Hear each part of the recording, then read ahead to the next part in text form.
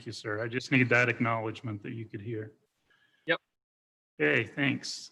I'd like to begin a meeting with an opening ceremony. And we've asked Councilman Shakespeare to lead us in the Pledge of Allegiance and opening comments. Would everyone please rise and salute the flag? Repeat after me. I pledge allegiance to the flag of the United States of America and to the republic for which it stands, one nation, under God, indivisible, with liberty and justice for all.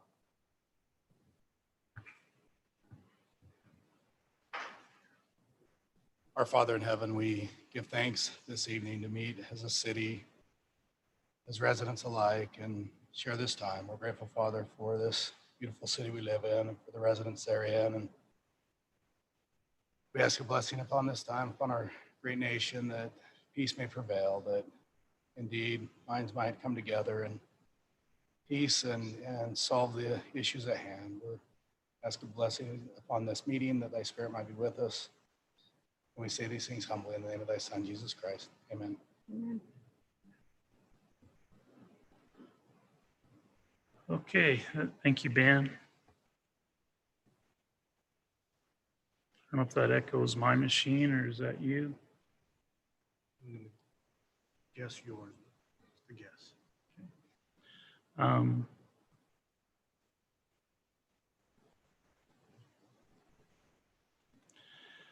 Communications and appearances.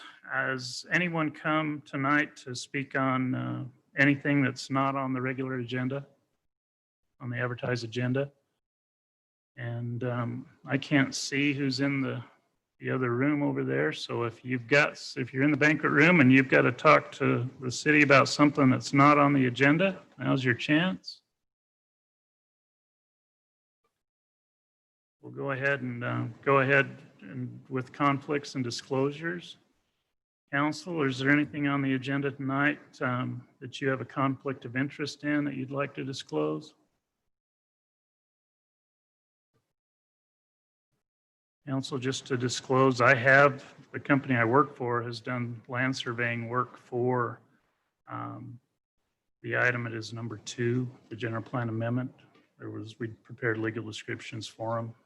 Nothing to do with the design, but some legal descriptions for that I need to disclose. Anyone else? Okay, we'll go ahead and go down to the consent agenda, or excuse me, we'll go down to, and I've been asked by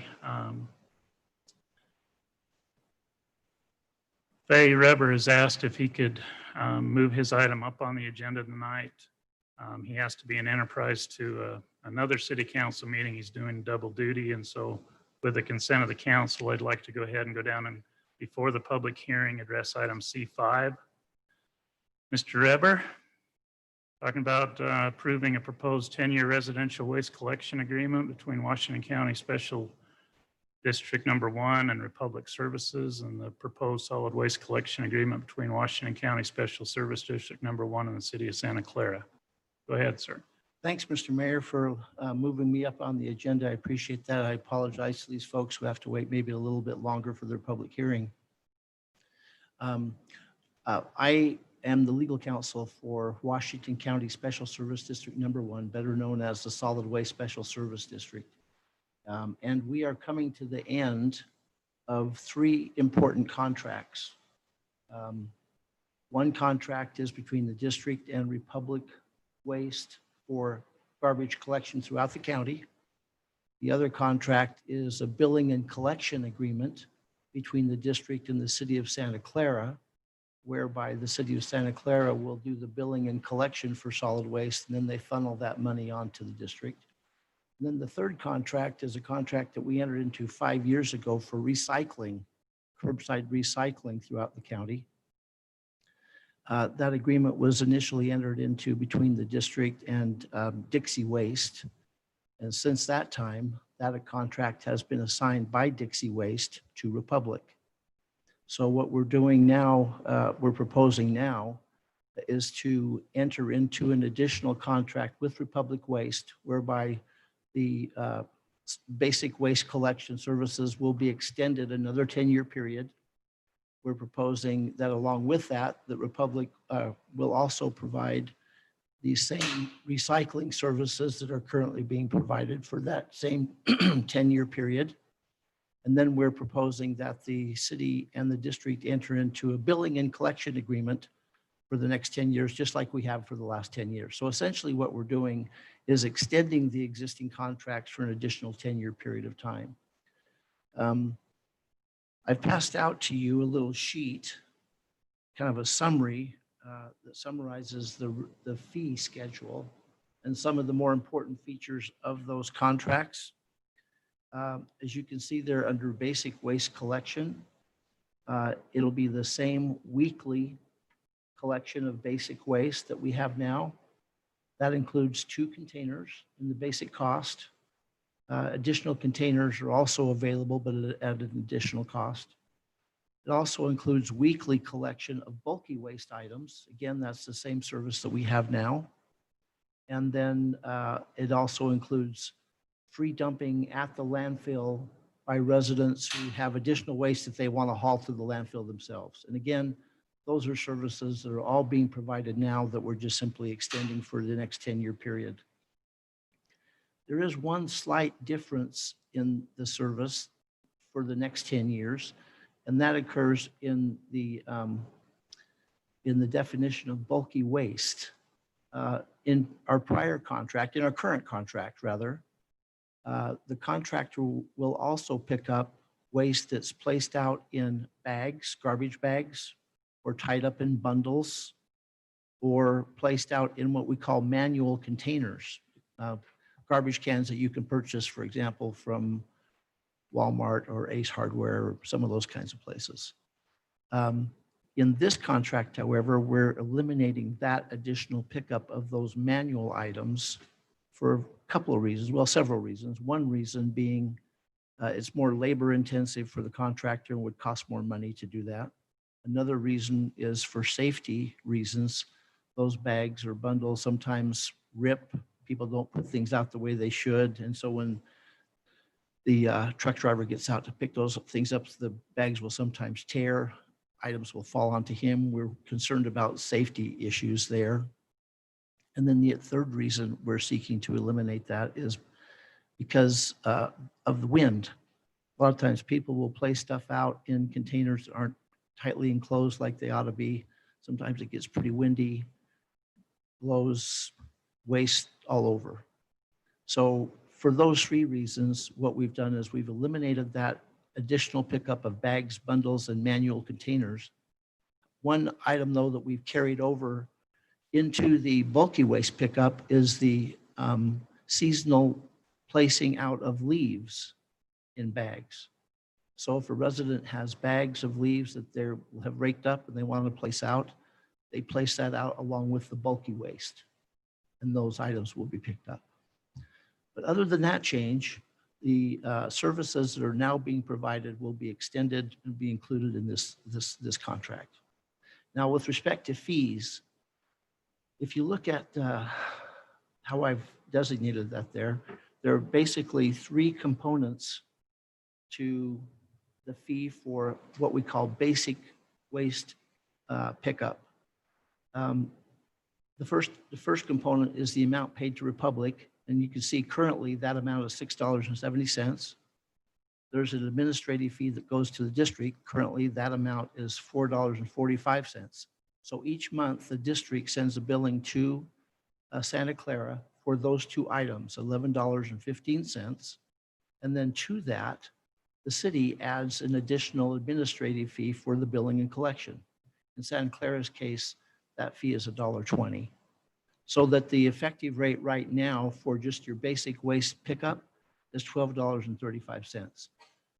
Now, if you go to year 1 of the contract, which will begin in February of 2021, the amount that we pay to Republic will go up by 20 cents. The amount that the district charges goes up by a dime. If Santa Clara's rate stays the same, then the fee charged to residents would be $12.65. Now, you notice that little asterisk there by the 690 in year one. What that means is that that rate is subject to a 2.5% annual increase. So if you follow that asterisk down there, I've calculated that out year by year. So it starts out at 690. By year 10, it goes to $8.62. So that by year 10, assuming that the administrative fees stay the same, then the effective rate for basic waste collection will be $14.37. Okay, that's basic waste collection. Now, if you add in recycling, for those residents who want recycling, this agreement that we've drafted has a recycling component. And essentially, it will be, residents will have the opportunity to choose whether or not they want to be a part of that program. For those residents who previously opted out of recycling and are not included in the recycling program now, they will be, in effect, grandfathered out. They won't need to make another election to opt out. They'll automatically be out. They can opt in if they want to at any time, but they will be able to continue with that opt out without actually formally going through the process of opting out. Likewise, those people who are in the program now that would like to not be in the program, they will have an opportunity also to opt out by making that election known. There's a 90-day window we've set aside, or hope to set aside, from September 1 to November 30th for those individuals who would like to opt out to opt out. Now, from the district's perspective, we're hoping that people will choose to recycle for a couple of reasons. One, we feel like recycling is probably the responsible thing to do in this time and age when resources are becoming scarce. We need to take care of the things we have. And then secondly, it prolongs the life of the landfill by diverting that waste to a recycling facility. For the past 5 years, it has not been a good time to recycle. In fact, it is not a good time to recycle right now. So for that reason, for those people who want to recycle, they will in fact bear the cost of the program. So you can see there, if you come down to the recycling is every other week, just like it is now. It includes one container. Then there's the 90-day opt-out period from September through November.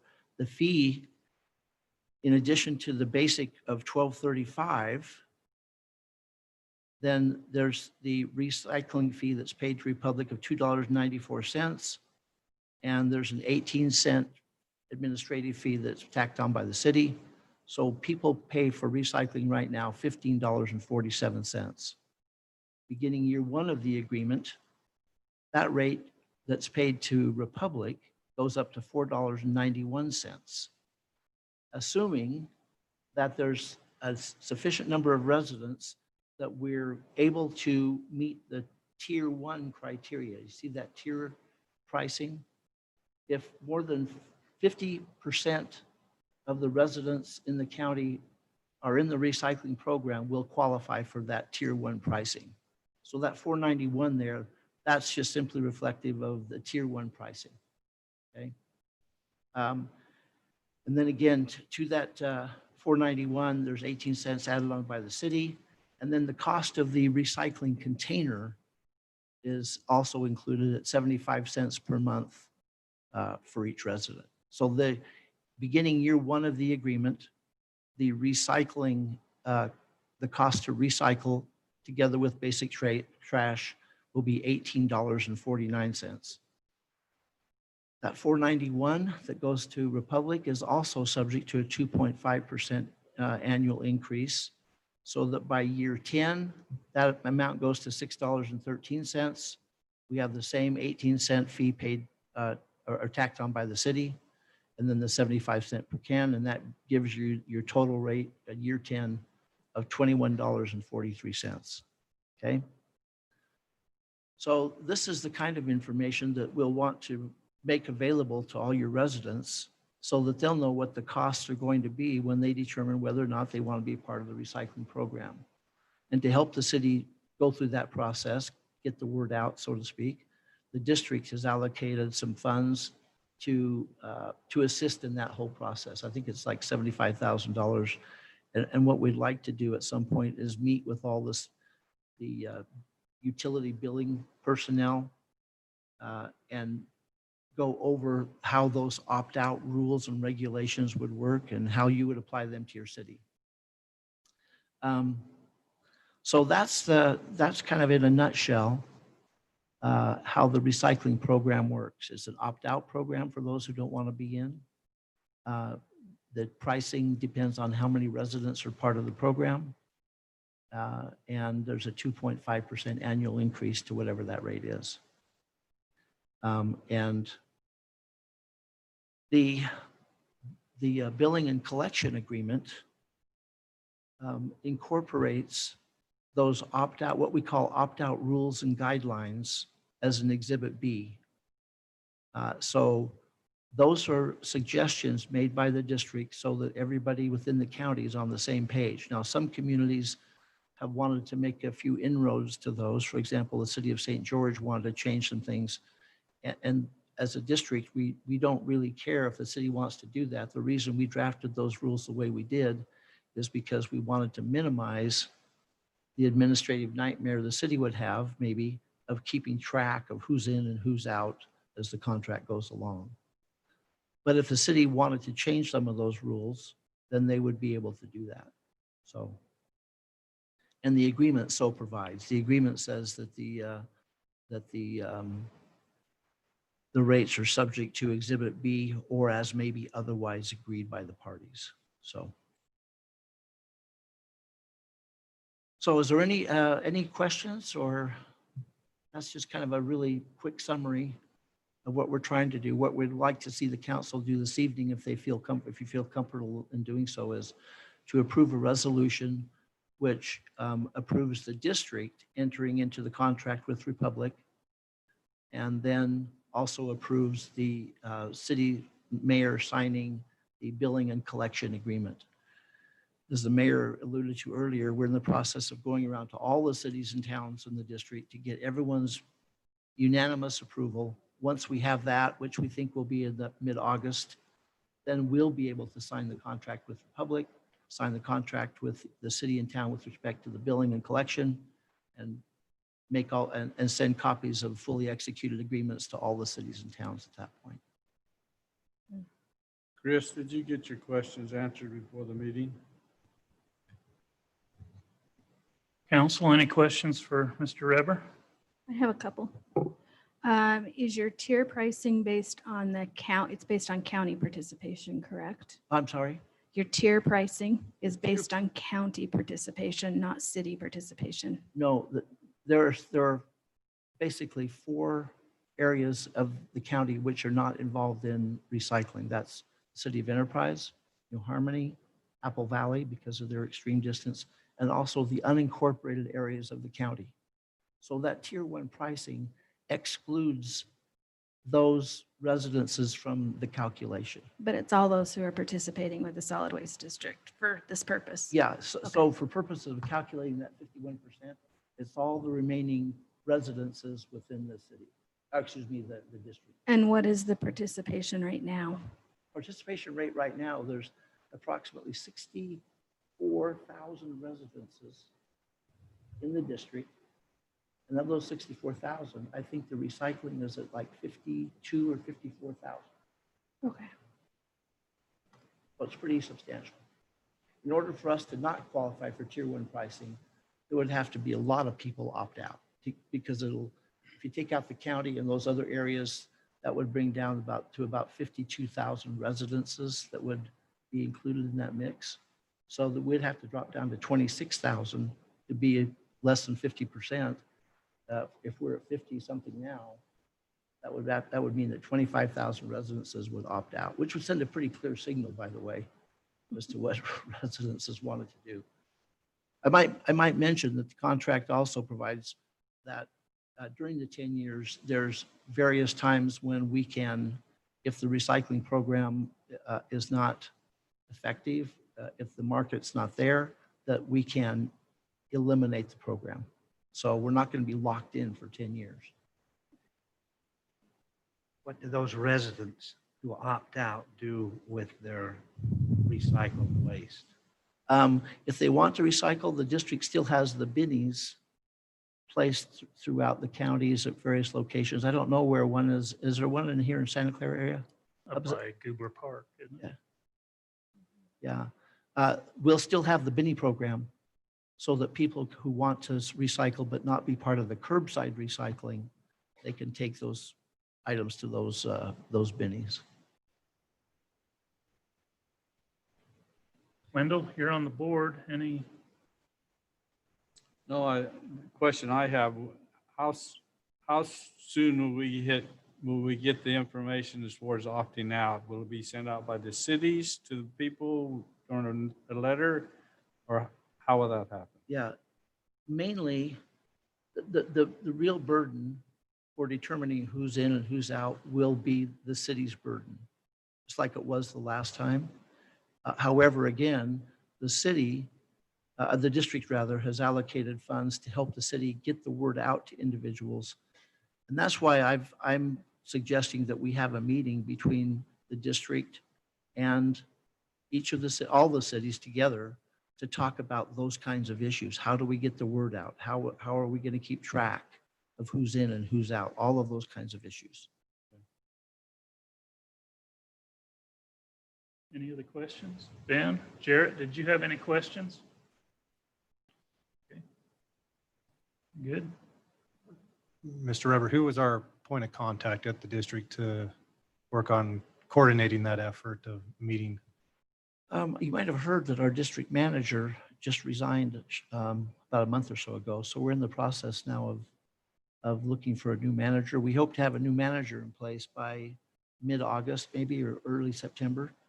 But prior to that time, if you've got questions, you can always call me. And I'll get that information through to the district. I'll be helping to coordinate this whole effort. So. Any other comments or questions, council? If not, then I would look for a motion regarding resolution 2020-13R.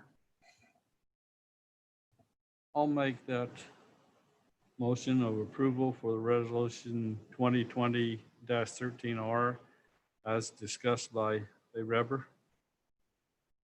Second. Got a motion by Wendell and a second by Lena. Is there any question on that motion? Additional discussion? If not, it is a resolution. Let's do roll call vote. Wendell? Aye. Benny? Aye. Lena? Aye. Ben? Aye. Jarrett? Aye. The ayes have it by my count, 5-0. Thank you, council. Thanks very much, Mr. Mayor and City Council. And I just want to say that Wendell does a good job on our board. We appreciate his input. I also appreciate working with your staff to get information for this presentation. Thank you, sir. We appreciate you guys. Good luck with the enterprise. Okay, let's go back to the item number 5A. This is a public hearing to receive public input regarding a general plan amendment to the land use map from very low density residential to mixed use residential on 5.97 acres and from mixed use residential to Main Street commercial on 1.89 acres. The applicant is Kyle Hafen with Clara Land LLC. Well, first, before the public hearing begins, we'll hear a presentation from the city staff, from Bob Nicholson, the city planner. Then we'll hear a presentation from the applicant and his team, after which we'll open it up for public comment. If you missed the introduction, particularly those in the banquet hall, we will provide an opportunity for everyone to come into the council chambers and stand at the podium and offer public comment. What I would need, and I'll get maybe Brad and Jack, you can help with this, is just watching people in that room that want to come in here and have them come stand at the door, and then I can recognize them to come at that point in the meeting. But we'll first hear from the city staff to describe the project, then we'll hear from the applicant, and then we'll begin the public hearing portion. So, Bob? Okay, thank you, Mayor. So the city has received an application for Mr. Kyle Hafen and Mr. Anthony Jeffers to amend the city general plan land use map by changing the land use designation on two separate parcels or two separate sites. And first would be 1.89 acres. It's right on the southeast corner of Santa Clara Drive and Gates Lane. So that's the one parcel. The second site or second parcel is to change the general plan from very low density residential to mixed use residential on just nearly 6 acres located just east of the first property. And these properties are both just east of Gates Lane, south of Santa Clara Drive and north of the river, and also west of Quail Street. So the general plan amendment would accommodate zoning requests either now or in the future in the case, now in the case of the assisted living project, or the future zone change requests in the case of the commercial property land use amendment. But maybe for the public's benefit, let me just reemphasize that tonight we're talking about the city general plan, which is not a zoning map. So we're zoning to be considered step 2 in this process. Tonight, step 1 is talking about the city general plan, which is also known as a master plan. It's fairly conceptual in nature. The plans shown on the rear wall.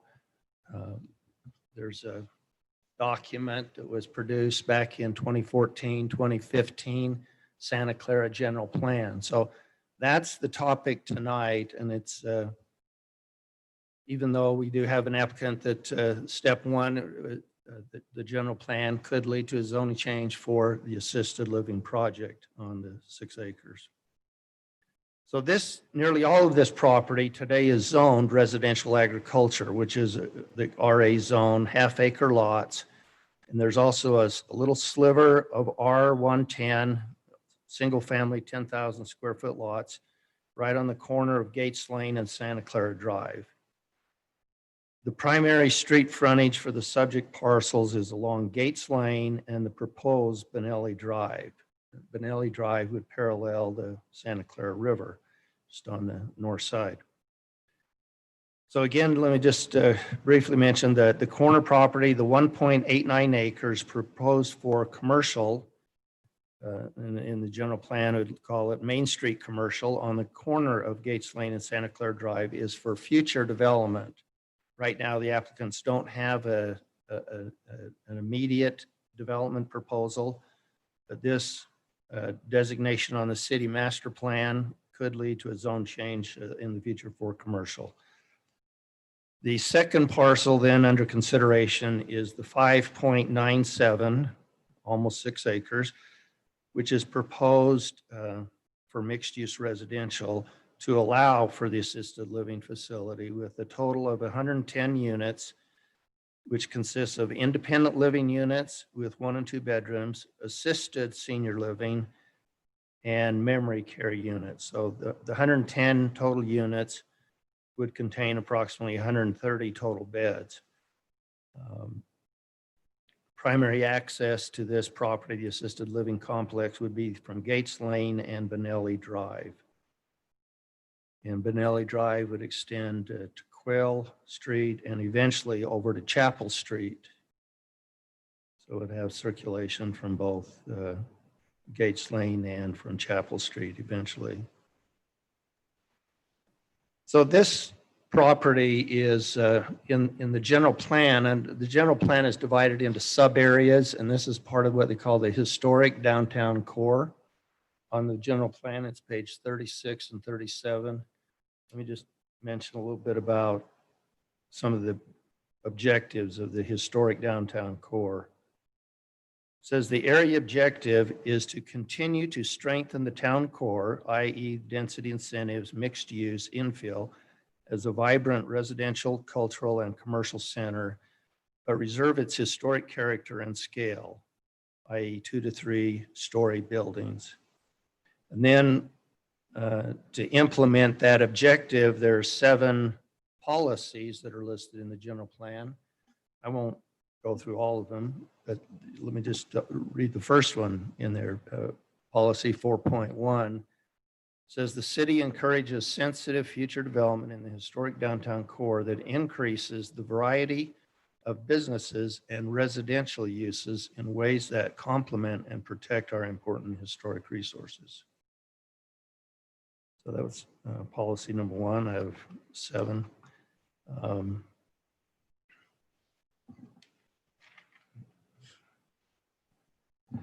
So the designation on the general plan, very low density, is implemented today by the zoning RA, residential ag, which is half-acre lots.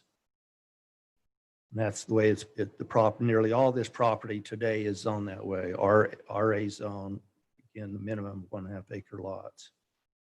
The requested designation is to designate the property as mixed-use residential, which could accommodate the assisted living facility, which is a residential project, part of the life cycle of housing that is talked about in other sections of the plan. You know, section 3.3 talks about one of the goals of the city is to have a variety of housing to meet needs throughout the lifetime.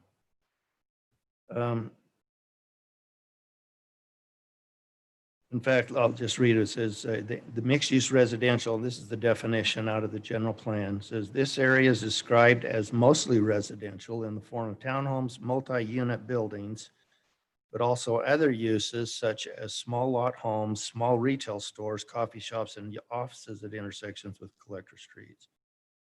And again, it should be noted that the applicants are proposing a residential development. The 1.89 acre corner piece is again requested for to change from mixed use residential to commercial. And the general plan report, pages 26, 27, provides a description of both neighborhood commercial center. Under the general plan, there's 2 commercial areas called neighborhood center commercial and Main Street commercial, actually quite similar in the report document. And the plan would designate this as neighborhood center commercial. And I think the applicants are fine with either designation since they're quite similar, Main Street commercial or neighborhood center. The only other thing in the staff report was talking about traffic impacts. I'm not going to go into much on that unless there's a lot of questions. Roughly, the project as proposed would generate approximately 300 trips a day, probably a little less. The applicant's information is probably 288, and that may be on the high side as well, because most of these people that are staying here don't drive, but the staff and the guests make up a lot of that component. So the assisted living, very, very low trip generation. The independent living, I think the traffic manuals estimate about 3.7 trips a day, which is way lower than a single family home, which is 10 trips per day, or an out and back is 2 trips. So anyway, there's some information on traffic, and I don't know how much you want to get into it, but there's, again, the estimate is roughly 300 trips a day. In the planning commission meeting, and anytime there's development anywhere near Santa Clara Drive, the issue of traffic comes up.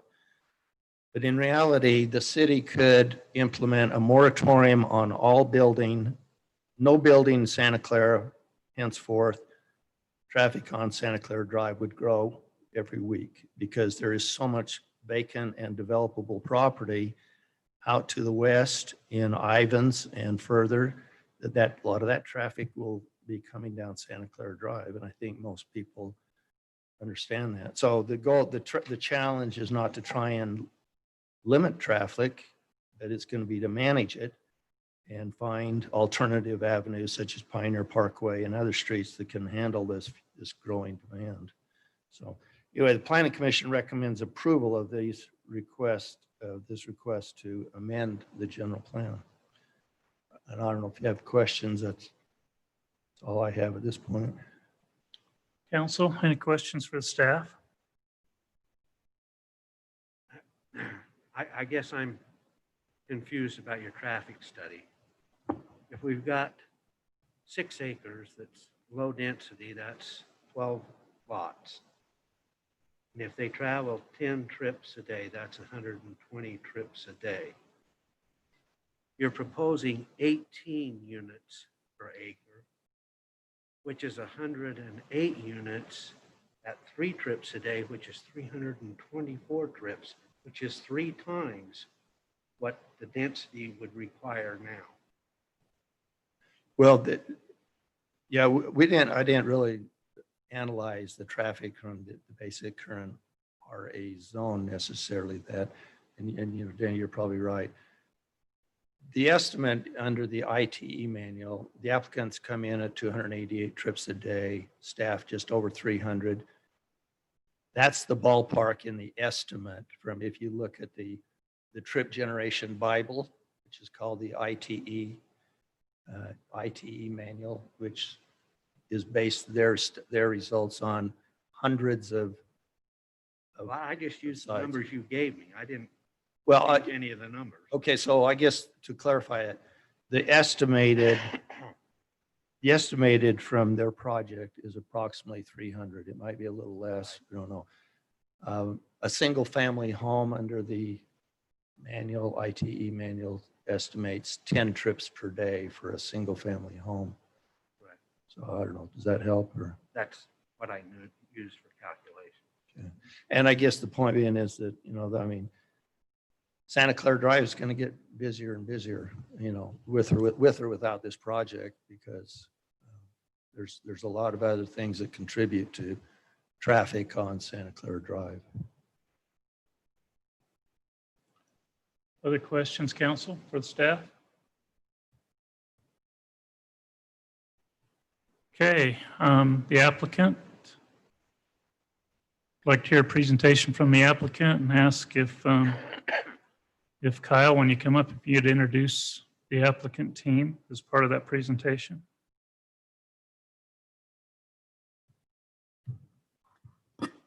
Kyle Hafen, developer. Anthony Jeffers, developer with Santa Clara Trail Senior Living.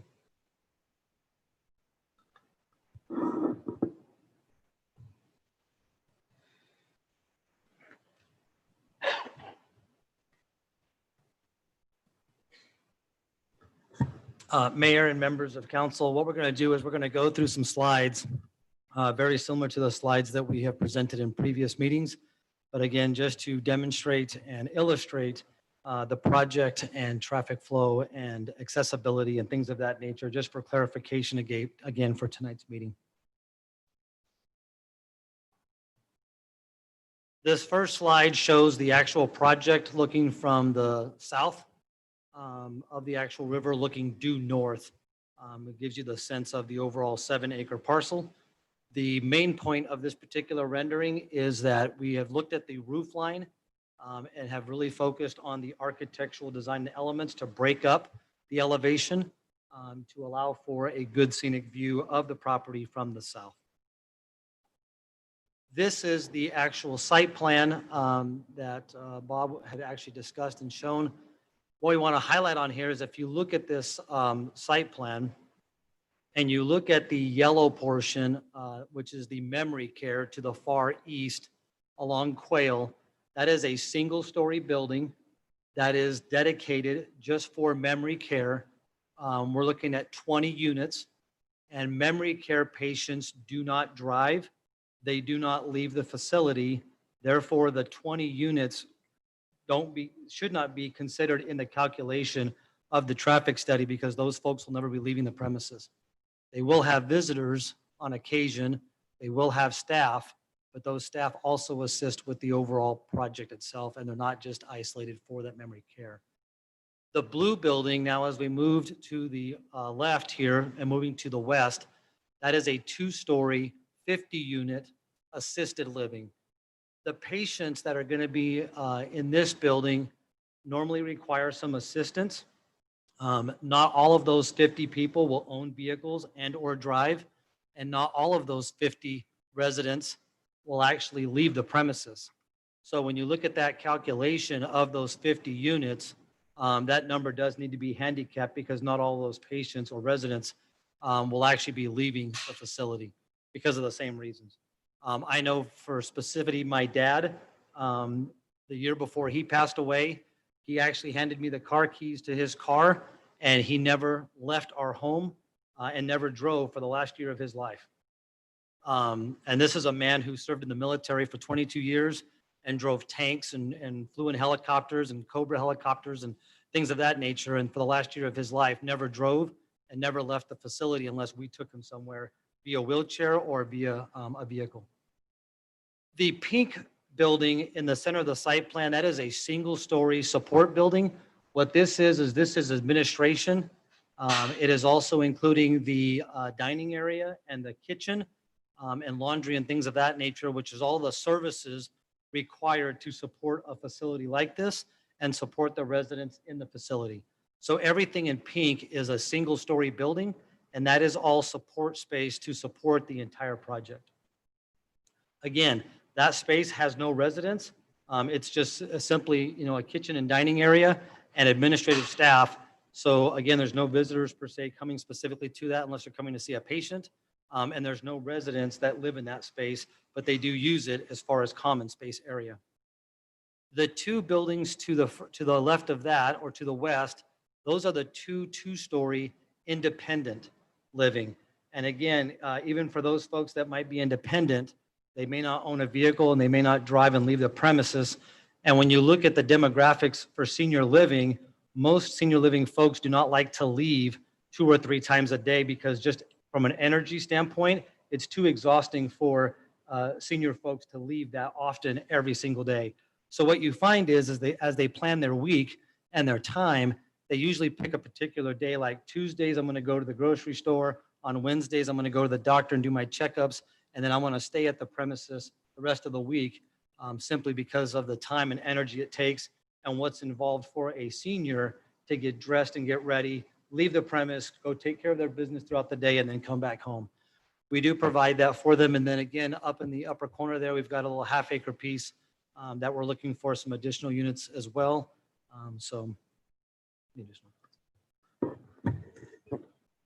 One thing that's with regard to this aerial image, as you see some of the architectural renderings in some of the next slides, a good reference point is as it states, this sits on nearly 6 acres. I think most people have seen the assisted living facility off of Dixie Drive, the retreat at Sunbrook. That sits on about 2.5 acres. And it's a beautiful building. It's a U-shaped building, and it is a large building. When Anthony and Kimball first spoke to our partnership a couple years ago, and we began discussions about the use of this parcel, we immediately indicated that it would have to be something that would be very much more spread out, that we wouldn't want to put that size of a building on a 2.5 acre piece. Also keep in mind that the elevation from east to west on this falls quite a bit as well. And so the way that we've laid this out, and you can see it more on this kind of overview than you can as you're looking at the facades, you can see the different way in which the buildings are angled, causing additional breaks in the buildings, additional breaks in the massing so that it does not appear to be such a large building. We get confused and think that an assisted living facility is a commercial building. And we're not trying to be cute. We understand that because of the mass of it, it feels that way. But this is a residence. These are residential dwelling units for individuals who need a place to be able to live and be taken care of. So we did take great caution in the design element of trying to make sure that it didn't appear to be just one large facade and break up the angles, the direction that they're facing to make it seem more residential-ish and to fit in better. One aspect that this is lacking is we show a lot of green space, and even on the very edge, around kind of the driving parking facility structure or accesses, there's green space there.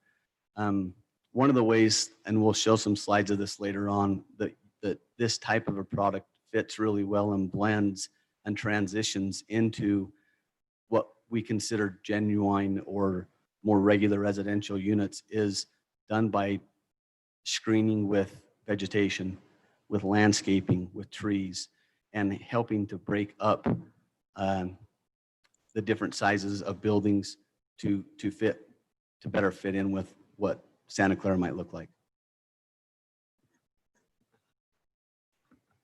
Okay, this next slide shows a representation of who the residents might be in this facility, and also just the actual number of counts. So again, just for the record, we're going to have 20 memory care units. Those are residents that will need staff to watch them and take care of them and help them 24/7, and they will need some assistance. We have 50 assisted living units, and those people and those residents, are usually, capable of walking around and going downstairs and going to the cafeteria and the dining area and doing stuff there within the property. Some of them may also be strong enough and capable enough to physically leave the premise. And then we've got 50 independent living units that we are projecting. And again, these numbers are just what we're currently projecting. It may go down a little bit, but that's currently what we are projecting and planning for. With this particular slide, I wanted to call your attention to a couple of highlights and specifics about this facility and what this facility will do and provide for the community here in Santa Clara. I want to start in the bottom right-hand corner. You see an elderly couple there with their grandson. They're living in an independent living unit, and their grandson can walk or ride his bike to their house or to their unit and visit with them, and they are very capable to spend time with family and friends. And then have family come and visit them, but yet they also have independent living status there on the campus and feel connected now with that community and other people that are like them, of their similar age and maybe similar health conditions. You see in the middle photo there that's assisted living. We've got mom there with the nurse trying to help her because she can't physically get up by herself, but yet she's very capable. She's got all of her faculties about her, but just physically, it's difficult for her to get in and out of a chair. So we have staff there to help as part of the assisted living. For those of you who have been to these previous presentations, I have made some comments specifically about my dad. And the picture in the upper right-hand corner, again, my dad served in the Army for 22 years, from 1960 to 1982. He served in the war during that time period. He traveled all over the world. Was very athletic, was jumping out of helicopters and doing stuff as part of the intelligence division with the United States Army. But the last 3 years of his life, he could not bathe himself. He couldn't comb his hair. And he needed help. So he physically could not do things for himself the last few months of his life. And so again, the services that we are offering is catering to people in the community here in Santa Clara that need just a little bit of help when family can't always be there 24/7 to provide assistance for mom and dad.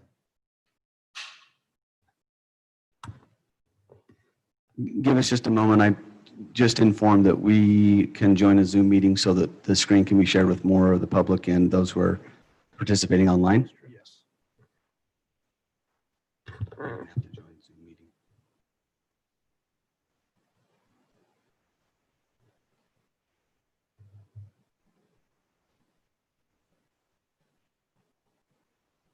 Your task manager.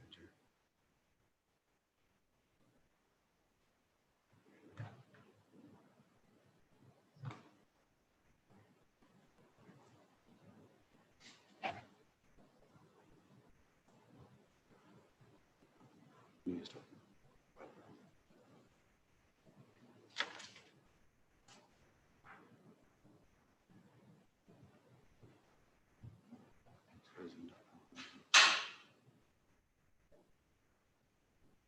Like, I can have him send you a Zoom invite.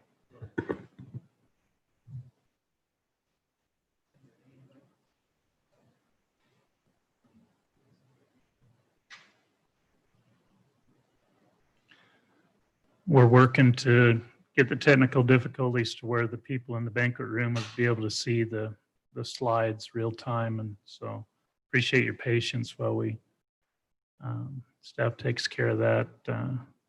Isn't COVID wonderful?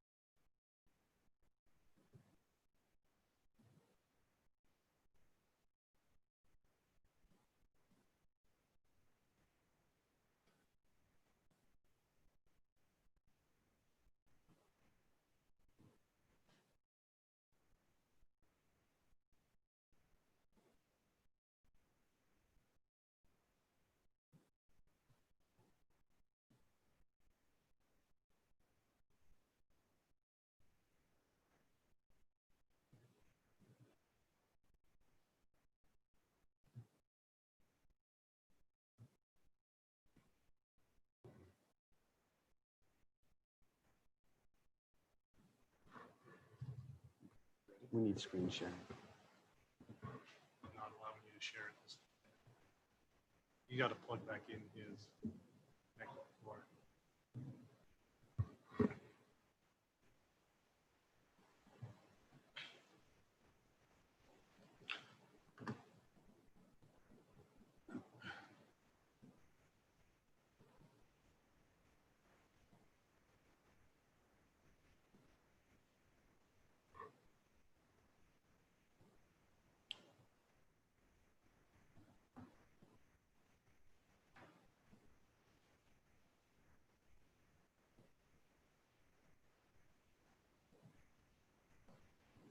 Just, yeah, that's okay. Select that.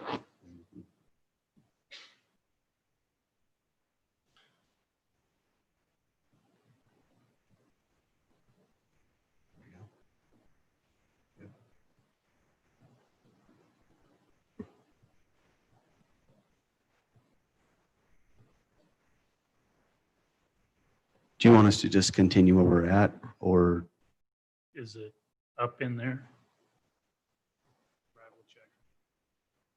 It's not up on my screen. That's why I asked. Oh, we're waiting for Brad. I found somebody's debit card in the river today. I'll take it? It's still got 2.5 years of good life on it. That river just keeps on giving back. So if you lost one out in the river today, come on, get with me, identify it, and we'll take care of you. That's kind of what I figured. All they could see would be me. They like that, huh? Okay.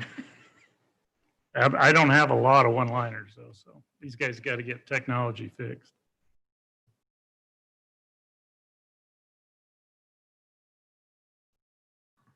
Brock, does it show that Anthony's got control of the screen. No, it's still just showing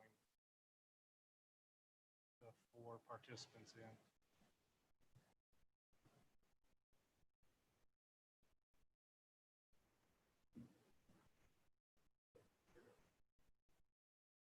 Now you got it. Now you got it. They should have it in there now. Brad, verify that for me.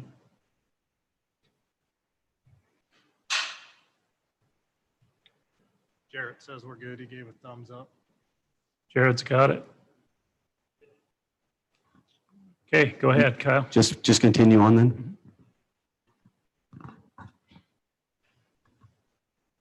All right, so again, just wrapping up on this slide is just showing the, Oh, hold on a sec. Brad? Yeah, it should be coming. It just has a slight lag. So hopefully it just be. Say, I got it. Hang tight for a minute, gentlemen. Lena will dance.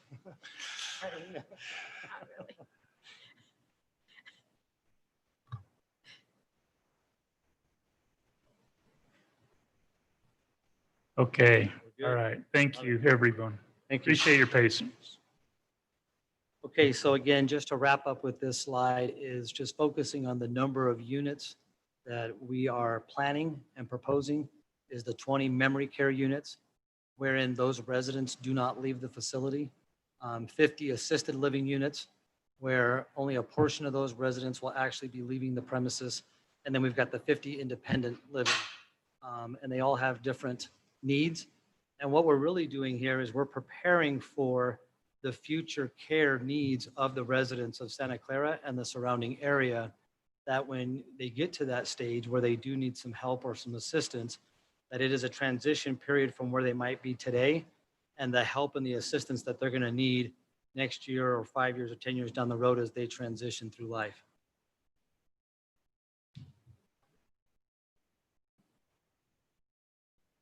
So on this, well, it's not advanced.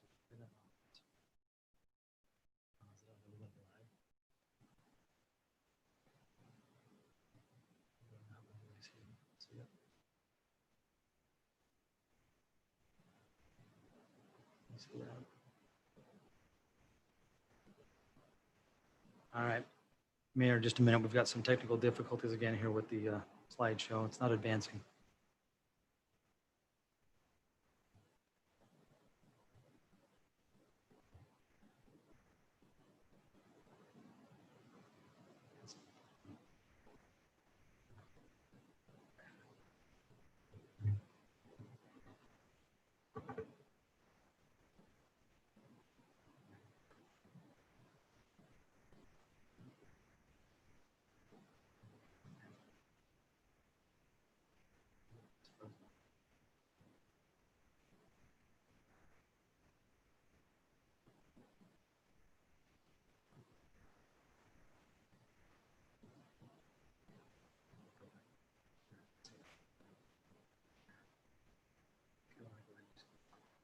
And we may just need you to proceed verbally only without the slides. Kyle. Maybe if you go back to where you didn't go into the shared, this, stay in this, but in your PowerPoint, before you open up to the full screen, you have still the slides are kind of on the side. You go back to that point, you might be able to continue through showing all your slides. You have to just exit out, clear out of the share initially.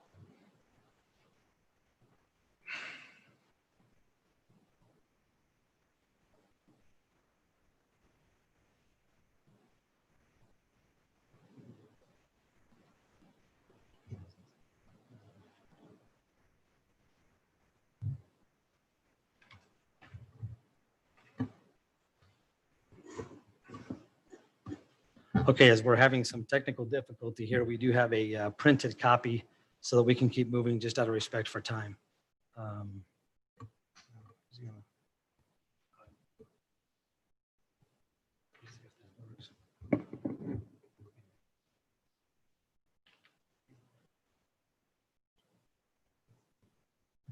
So on the next slide that we had, and I apologize for those that are watching this in the other rooms or from home, from Zoom that can't see it.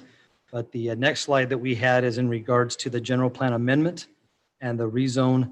And what this is this is actually a map taken from the city's website, specifically from the general plan that just shows what the current actual general plan designations are that specifically affect this property that's being proposed tonight.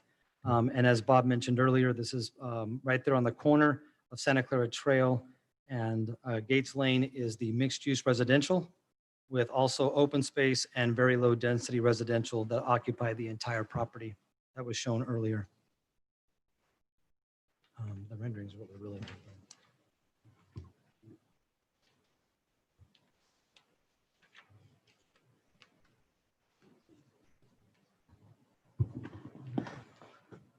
I think we have a solution.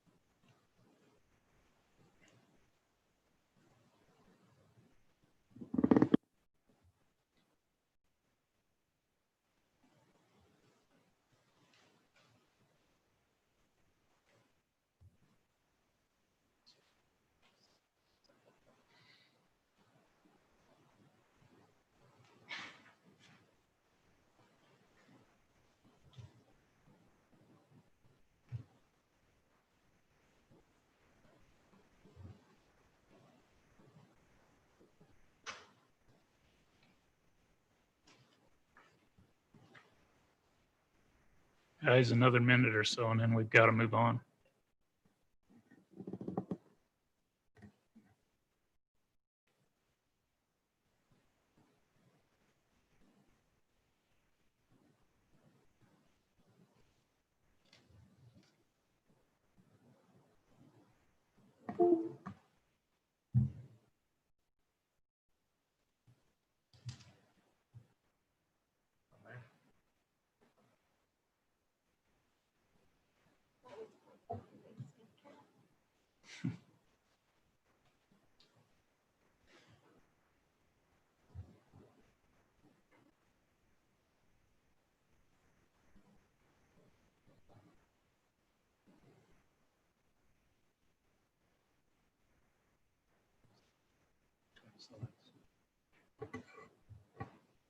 Trying hard.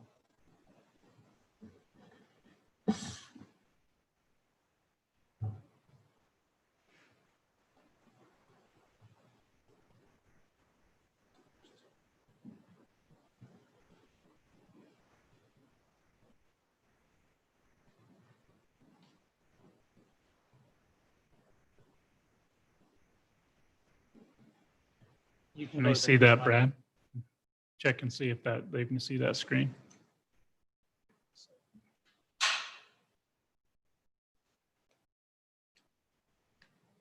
Brock, if you could go to the next slide, please.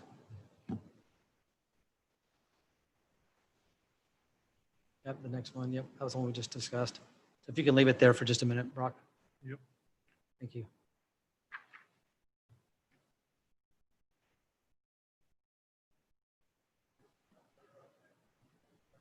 Oh, there's a little lag. Okay.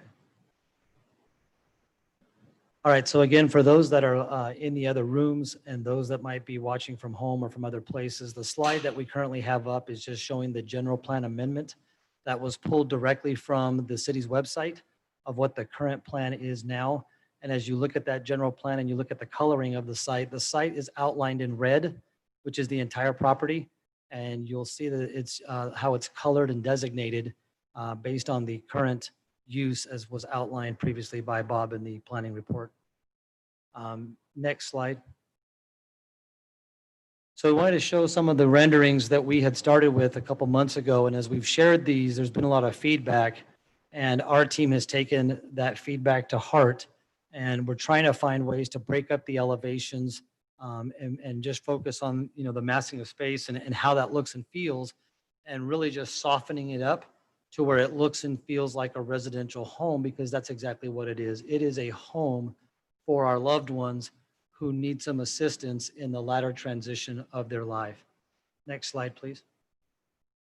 The other thing that you'll notice is the landscaping. We're trying to show here quickly with just some of these elevations of what the intent is, that this property will be well landscaped, that will create a buffer for the community, but also make it a very comfortable and very inviting space for the residents that live there to have a very nice, well landscaped property. It will also create some buffers though for the properties to the north of us as far as some screening and as a buffer is providing some nice quality trees and overall landscape of the whole property. Next slide. This is showing right there on the corner of Quail and Benelli looking northwest, which is looking at the memory care straight in front of us, and then the assisted living 2-story building to the left. Again, this was purposely left open just to show the open space. That again, as you look at the site plan, we have purposely created a very open environment and a very open plan to allow for open green space throughout the entire property. These next sets of slides, and we'll be able to go through those a little bit more quick, Brock. We've had a lot of people ask and discuss the concept of, how is an assisted living facility going to fit and fill next to residential communities? So we've used Google Earth and located numerous, and actually to my surprise as well, I was amazed at how many senior living facilities or assisted living facilities are found right within residential areas. They really are residences. Because of the massing of them, they have a commercial feel. And like I mentioned earlier, we're not trying to be cute and hide that fact, but we can find other areas and locations where these fall within very similar, like greenery, open spaces, even farmland, river, dry desert, that they really are a sense and part of a community. If you just want to scroll through a couple of those, Brock, as we're talking. It might be a little hard to tell on the screen, but the assisted living facility is generally located and identified, and you can see the homes that, like for example, in this photo, that it's their backyard.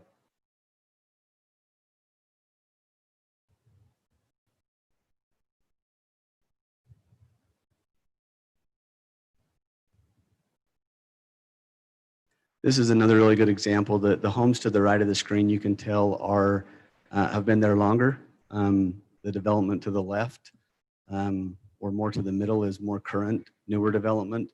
And right in the middle is great open space and great utilization of a site plan with an assisted living facility. Brock, it's helpful if you identify those with the cursor as well.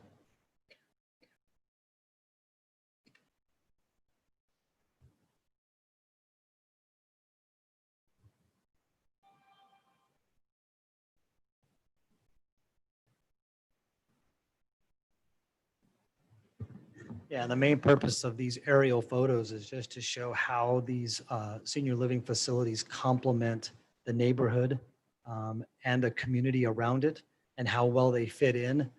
In some of these, if we didn't use that cursor to show you where the facility was at, you wouldn't be able to tell where it is because it blends in so well. This particular project is actually located in Peoria, Arizona. You'll notice that it's right up against a wash area that also has a trail system to the west of the property and is more desert open space, but it's right up against a riverbed, very similar to ours. And ironically, the street just to the south of that is called Quail Street. And then this last slide, again, based on the comments and the feedback that we have received over the last couple of months, we've taken notice and we've heard the comments and we've taken it to heart. When you look at the previous renderings, we've now gone in and changed it to make it look and feel more based on the comments and the feedback that we've received as far as the materials on the building, the color scheme of the building, to make it look and feel more like it truly belongs here because it is part of the community, it's part of the neighborhood, and we want it to feel that way because again, this is where mom and dad and our family members will be living as they transition from their current stage of life, as they transition through life and then transition out. So again, we wanted to make sure that we showed and noted that we did take those comments to heart. And this is what we are now proposing based on the feedback and the comments that we've received, that the intent is to make it look like this rendering.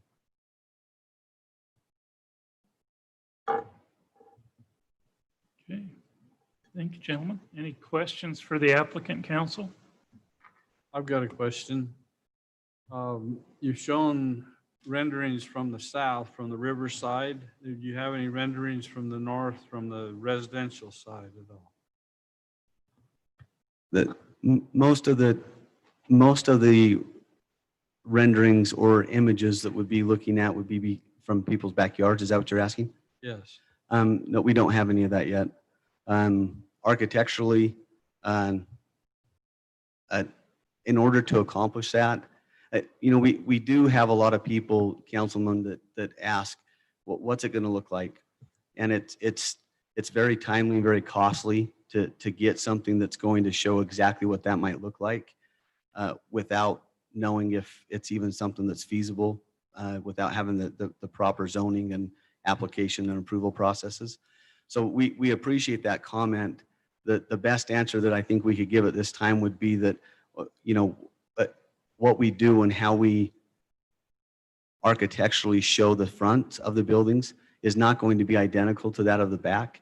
But in some of these facilities or in some of the renderings and the conceptual layout, there isn't really a front or a back. Some of them are more sides, or they're two facing. They face Benelli Drive, for example, and then they might face some parking, in the facility as well. Those would probably be very similar in look.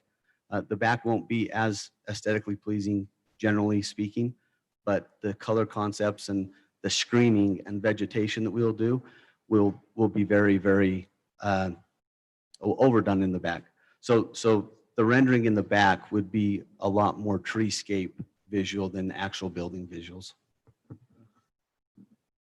But again, just as a clarification, Councilman, the general concept is though that it would look very similar to what is being done in the front. It may not be as ornate, but it will have a very similar look and feel as it does on the front and the sides so that the building looks consistent all the way around. But the main entries and the main entrance points might have a little bit more rock or wainscot or something of that nature. But as far as the roof lines, the color palette, things of that nature of what we've shown tonight, it will look very similar all the way around the building. Any other questions, counsel? I have a couple.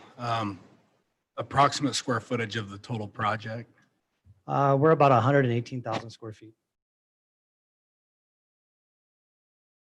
The parcel to the back, are those in the backup? Is a wolf that's back there? Are those 2-story or single-story? Those originally were planned to be independent living. That's another area that we've had some general comments back from.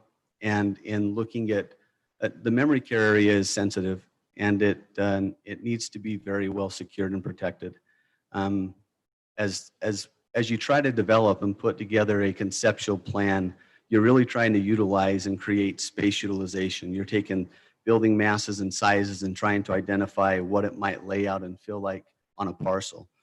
So thank you for pulling that up. As you look at that top section, that section actually does lend itself to be perhaps memory care.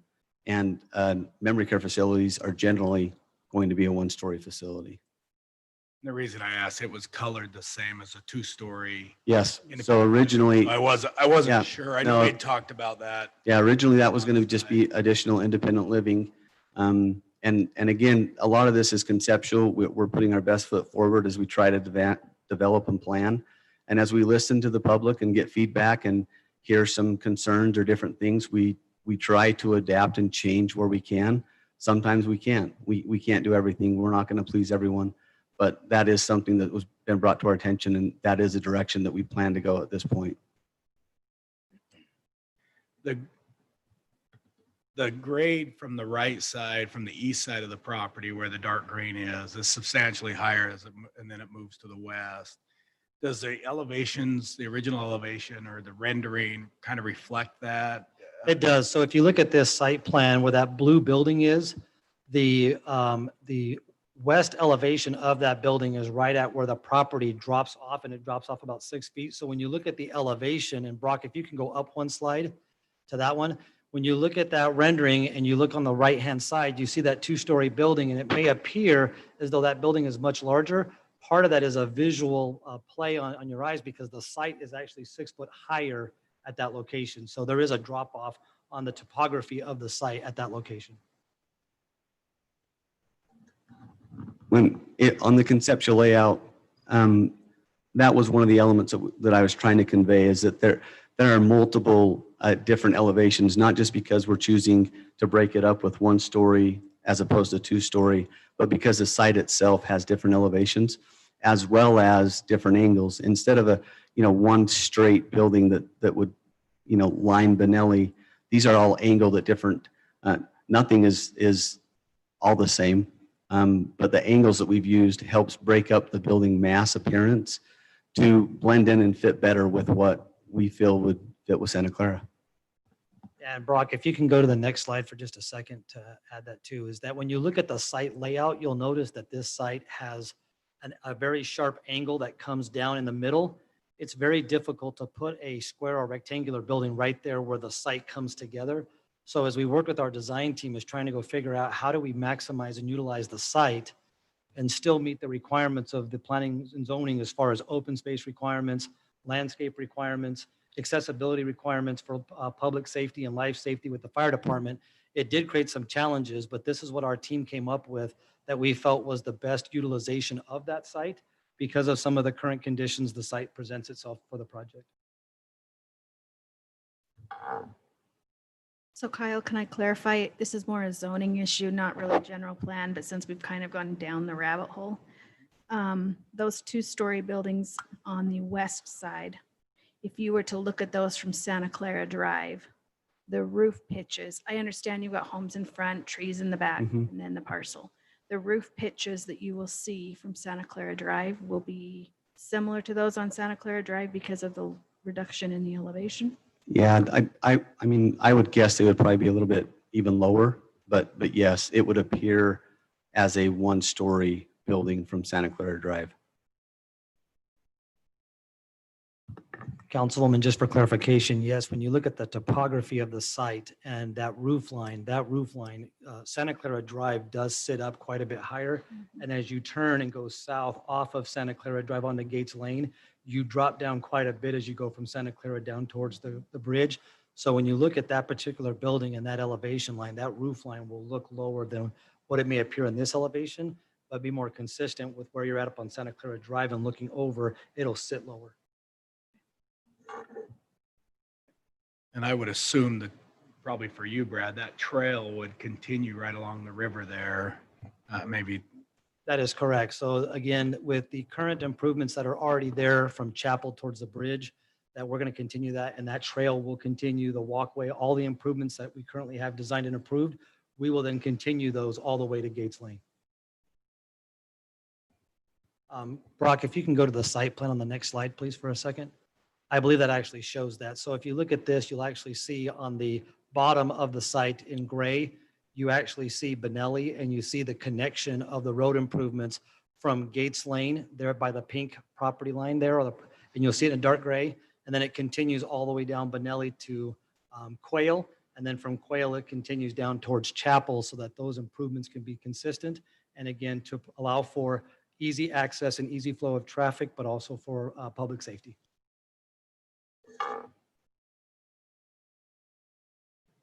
Any other questions, council, for the applicant?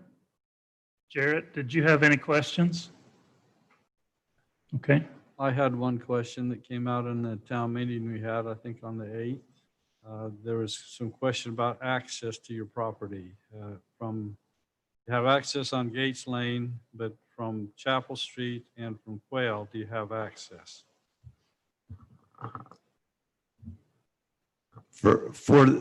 In order for us to have approval for this type of facility or for our project, I know we would need additional accesses, whether that's through the road master plan or council. That would certainly fall within the zoning, and the approval for that process is to ensure that we have those accesses. Will you work with the property owners to get that access? How does that happen? Right, absolutely. You don't have access from Chapel or Quail at this point. No, right now, we would be relying on the general plan change, general road plan. The master road plan indicates that Benelli would connect from Gates Lane down to the Chapel Street Bridge. And so that certainly is within our plan of one of the accesses, or how we would address access. Any other questions, council? Thank you, gentlemen. Appreciate it. Thank you. Okay, we'll go into the public hearing portion of the meeting. I'd like to encourage everyone who has come here to make a comment to do so tonight. This will run a little bit different during COVID. What I would probably ask is that I can assume everybody in here wants to and everybody next door wants to, but that may not necessarily be the case. So I'll go ahead and open it up to public comment from people within the room. When the comment is received here, we'll go to the banquet hall next door and have them come to the door and to facilitate their request for comment. We'll have you hold any responses. At the end of the public comment, we'll give the applicant a chance to respond to any of the questions that are brought up, and then we'll ask council for we'll let council go ahead and discuss it. Just general rules of the public hearing. There is no applause. There is no shout outs. There is no mass protest or mass gathering at the podium. You'll come to the podium one at a time. You will respect the social distancing requirements. So if you're in the hallway, make sure you're 6 feet apart. I'd like you to be able to speak and trying to wrap things up in 2 or 3 minutes if possible. We don't need to hear the same topic over and over again. You can say you've agreed with the ideas that have been presented, and we'll try and move this along as quickly as we can. So with that, has anyone come to speak on this item? Mayor, just so you know, we did receive multiple comments online that we do have to read into the record as well. All right, we'll come back to those at the end of the public comment. I raise a hand. Has anyone come? Hey, he got his hand up first. Come on up. Speak directly into the mic. I need to know your name and your address, please. My name is Wayne Johnson. I live at 3501 Santa Clara Drive, which is on Quail Street at the corner of Quail. And before we start, I don't think that any people that are listening or the people that are in the other room know that the council can change the master plan without any input from anybody. So if you want to do it, you'll do it. So now I've got for me here right in front of me from the city code, 17.18.090, standards of review by land use authority and city council. A, is a proposed site suitable in view of the zoning and development of adjacent land and nearby property. B, will the proposed use adversely affect the existing use or suitability of adjacent or nearby property? These are what you guys are supposed to look into. Are there substantial reasons why the property cannot or should not be used as currently zoned? This is very important. D, will the proposed use cause an excessive or burdensome use of public facilities or services including but not limited to streets, my street, schools, water, or sewer utilities and police or fire protection. Now that's something I think you need to really think about. You're going to put this thing down here if we have a 150-year flood, or God forbid we have a fire in the complex. How are we going to get all those people out? E, is a proposed use compatible with the purpose and intent of the general plan? Well, as it stands, it's not.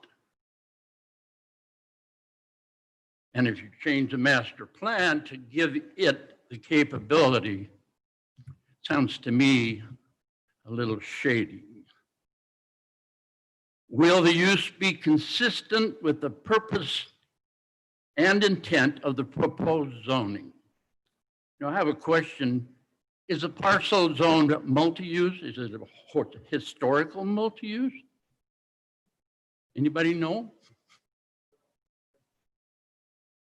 No, but if they change it, if you guys vote to change it, what does it become?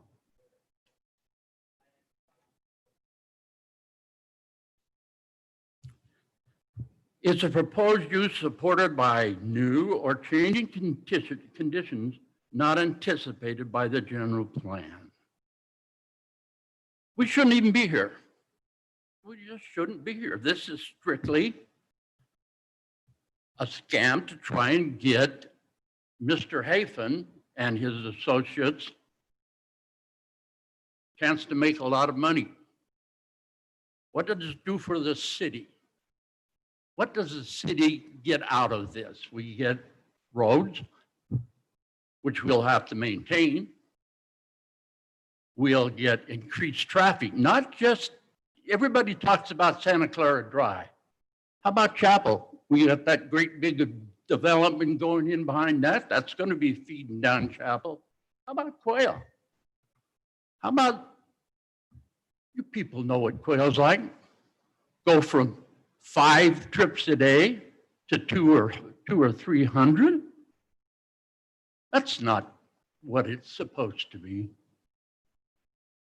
How about Gates Lane? Same situation. This should not be even discussed. I watched the planning commission, it was a planning commission about a gentleman who wanted to put a tow company fenced in with razor wire at the old bodega building. Boy, that it took 2 minutes. Didn't fit, just didn't fit. Well, I agree, but this is also, it does not fit the community, the citizens, the people who would like to see Santa Clara not be turned into one big commercial zone. And we all have rights too, and we want our property rights. You know, if this goes in, if Quail Street gets widened, my property will go toilet. So one other thing is I would like to know if any of you have any financial connections to the people who are proposing this, Mr. Hafen, any of the people involved. Anybody here? The company I've worked for provided services in the form of surveys, as with many others in this room. So I'll Didn't you disclose do that. the engineering on this? No. Well, if you have no financial ties, that's better. If you do, then I would ask for you to recuse yourself. But please think about this. Think about what the rest of Santa Clara would like and what benefits do we get out of an assisted living center? more traffic, more use of our water, which nobody seems to consider that. So with that, I say thank you very much, and I hope you are morally capable of making a real decision, not just based on money. Thank you. Thank you, sir. Ma'am? Mayor, can I make a quick clarification? This is Devin Snow, City Attorney. Just for the record and for the council, those standards that were cited, 17.18.90 were standards for zone change. And obviously, we're not being asked to consider zone change tonight. Okay. Thank you, Devin.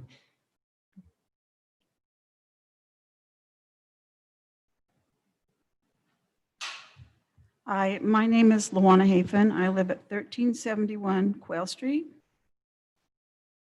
This is maybe coming from a little bit more of an emotional side than some of the statistics. But there were a couple of comments I wanted to make. The developer that presented the plan and said he had his father in there gave the impression that not very many people visited the facility. I've had my mother in a facility, and I think 90% of the days I was over there to visit her. People in Utah care, and there will be more people visiting than they give the impression of. Also, the traffic statement that they make bothered me a little bit, because they said, well, there's going to be more traffic from Ivans. I agree, there is. There's a lot of building up there, but it doesn't stop the flow of Santa Clara Drive, like having traffic from the side, like a facility like this would bring in and slow the traffic down. It flows without that. Anyway, I've lived here for over 40 years. My husband grew up here. We love the city. We raised our family here. It's been a wonderful place to live. And I have to find this.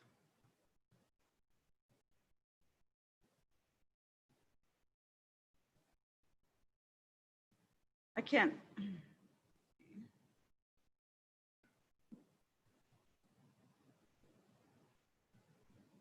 Anyway, I can't see it. It's on the master plan that I found that said that Santa Clara, the heritage part goes from a bluff to Quail to the creek down there is the heritage part, and it should be preserved. And I totally agreed with that. I wish I could read it, but I can't find it. But oh, here it is. I'm not very good with computers.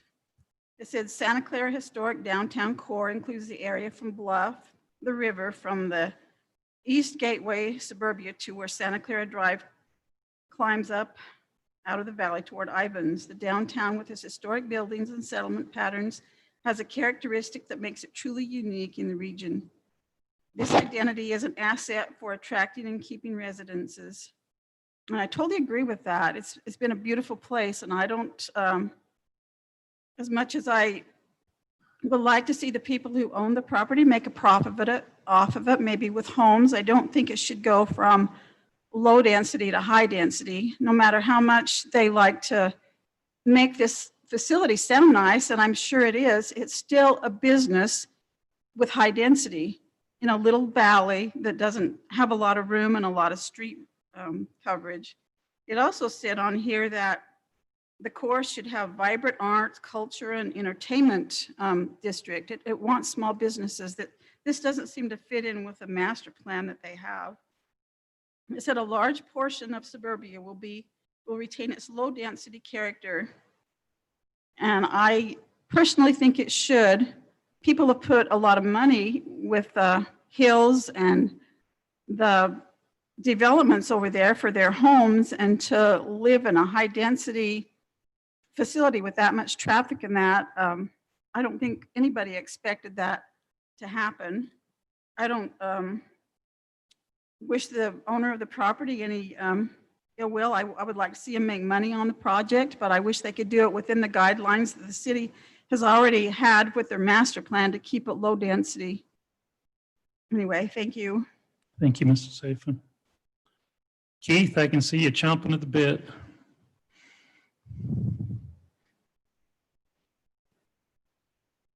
Keith Gubler, 2786 Santa Clara Drive.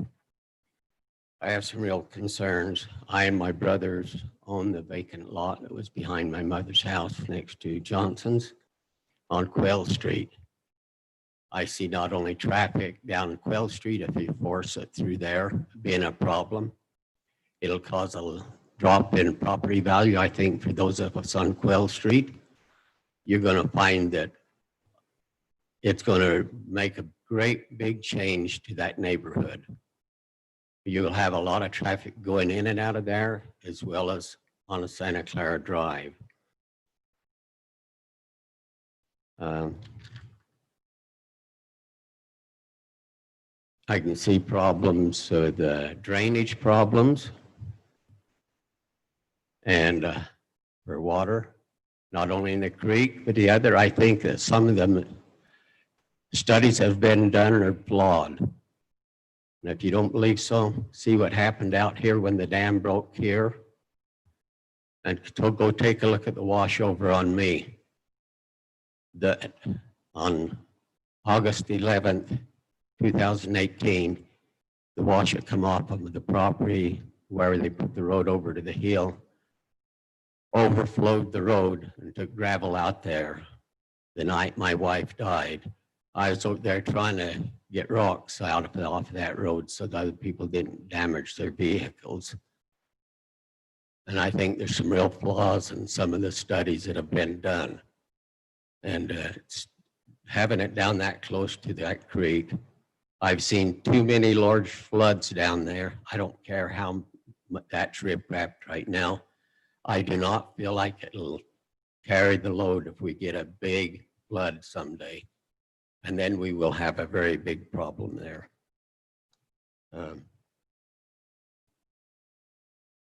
I've got a granddaughter that works in a facility similar to what they're talking about doing here. She works in there. She's licensed to do some things which most people don't. She did it so she can have the funds to put herself through school to become an obstetrician. But this is what she said about it. They're talking about the same types of prices from $4,000 to $10,000 a month per person, depending on what port you're in. I don't know about you, but some of you aren't thinking too straight. If you look up right here, it talks about the definition of a Dutchman. Look at the second one there. What does it say? Tightwad. I don't know about some of the rest of you, but I cannot see Dolph Hafen, which is the great-grandfather of Mr. Hafen here, or Dan Hafen, his grandfather, having paid that kind of money to go put in that type of facility. I know I won't. And so I don't see family walking to or riding a bike to go there to visit. I think it's a daydream. It's a totally has to do with money. What's driving this? I think that you need to think it through a little better. I'm not against facilities like this, but I think that's the wrong place for it. And I think they need to stay at least not any less than or 10 quarter acre lots. If they want to develop it and put it into homes, fine. But it wouldn't increase the traffic like this will. Thank you. Thank you, Keith. Baron?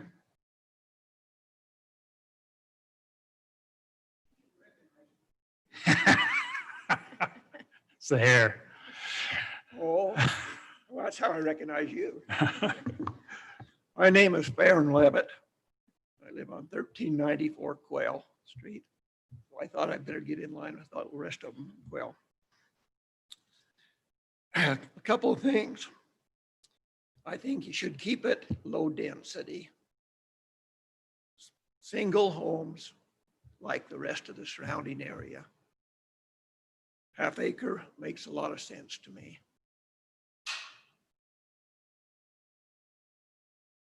I'm concerned with the traffic. And I mentioned it to them before, but if we're gonna, whether you approve this or whether you don't, I think the first thing that city ought to be doing is taking out the planters so we can move traffic through town. We cannot even make a left-hand turn off of Quail right now. It's, we need a turn lane. And I know it has nothing or very little to do with them, but it's time. I drive my swather up there.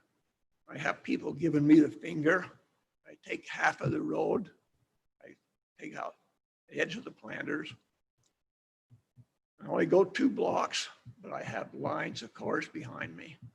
There's hardly room to even drive up there with farm equipment, which is, this city's always been agricultural until, well, I'll leave it at that, see what's happening. I own the property on the east side of this facility. The Benelli Road proposed goes through me. I do not want to donate additional land so that they can build their facility. I've already done this on the Gates Lane. I've given property all the way up and down that street, clear over almost, well, to Keith Guber's property, 2 or 3 blocks.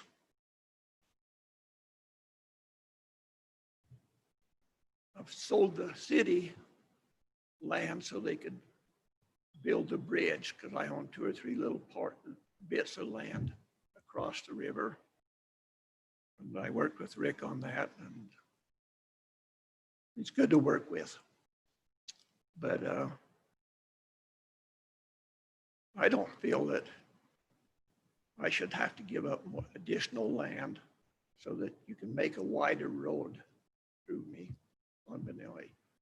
And if you want it, I think you've got the land that you've already purchased from me that you can build it on city property towards a creek and build that up. Put in a trail that's talked about. There's plenty of room there. I know that if you're going to do it, you're going to have to condemn it. Also, the road coming down through Quail.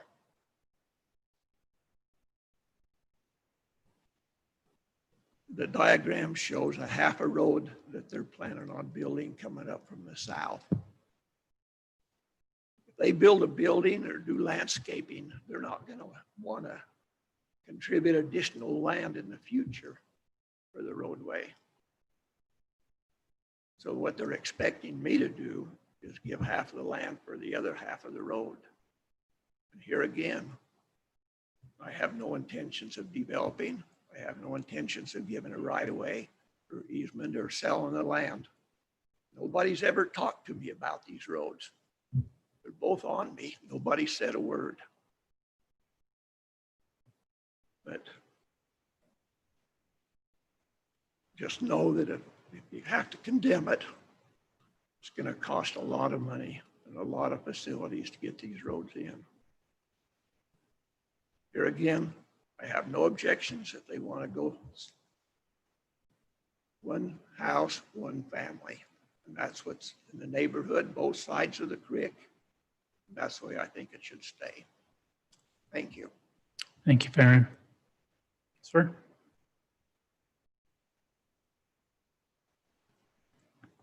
Nathan Muno. I'm at 3865 Mitchell Drive. I sold my house a year ago or so on London Lane, and my lot that I'm getting ready to build will look directly across the river at this facility if it's built.